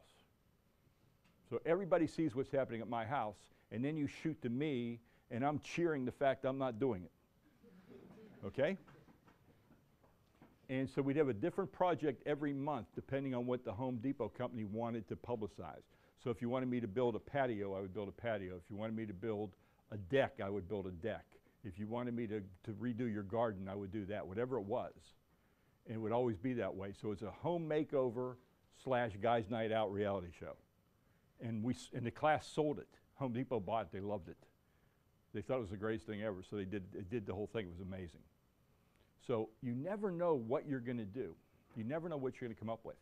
The idea here is to keep it fresh and impact the business. Every one of these things impacts the business.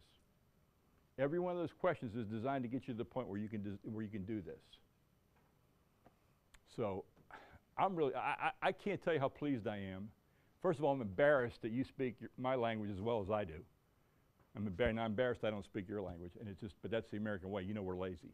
So no apologies for, I apologize, but nothing I can do. I'm 62, I'm not going to learn anything.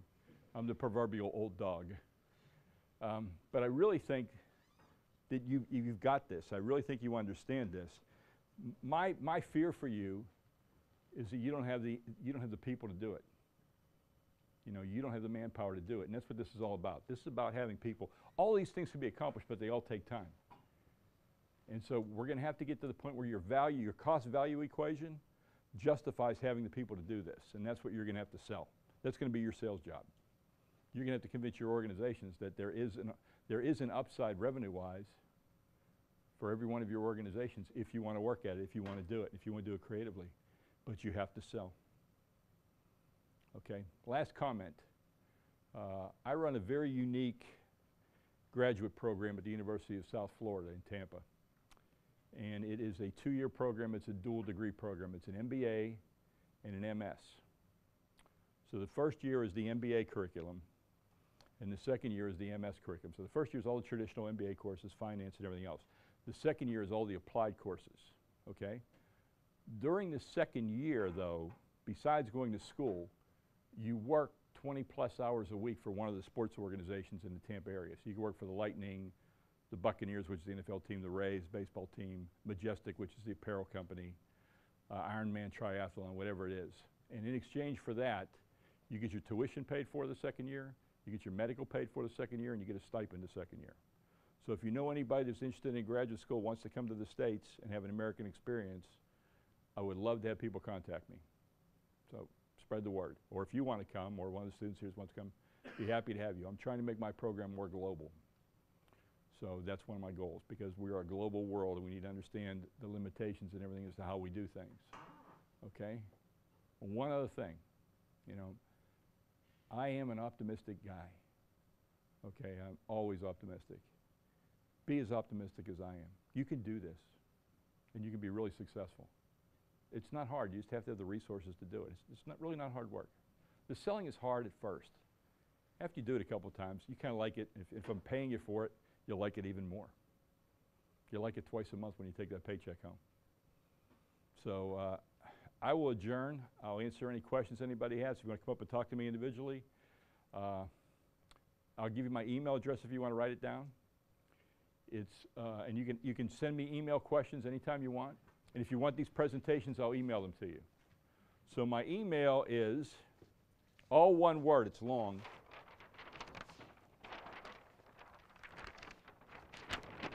It's Bill Sutton and Associates, all one word, at gmail.com. So Bill Sutton and Associates, all one word. No abbreviations, no spaces, at gmail.com. If you wonder about the university, it's WSutton1 at usf.edu. And I'll just leave this up here. But I thank you for your time. I thank you for your attention. And I hope I helped you today.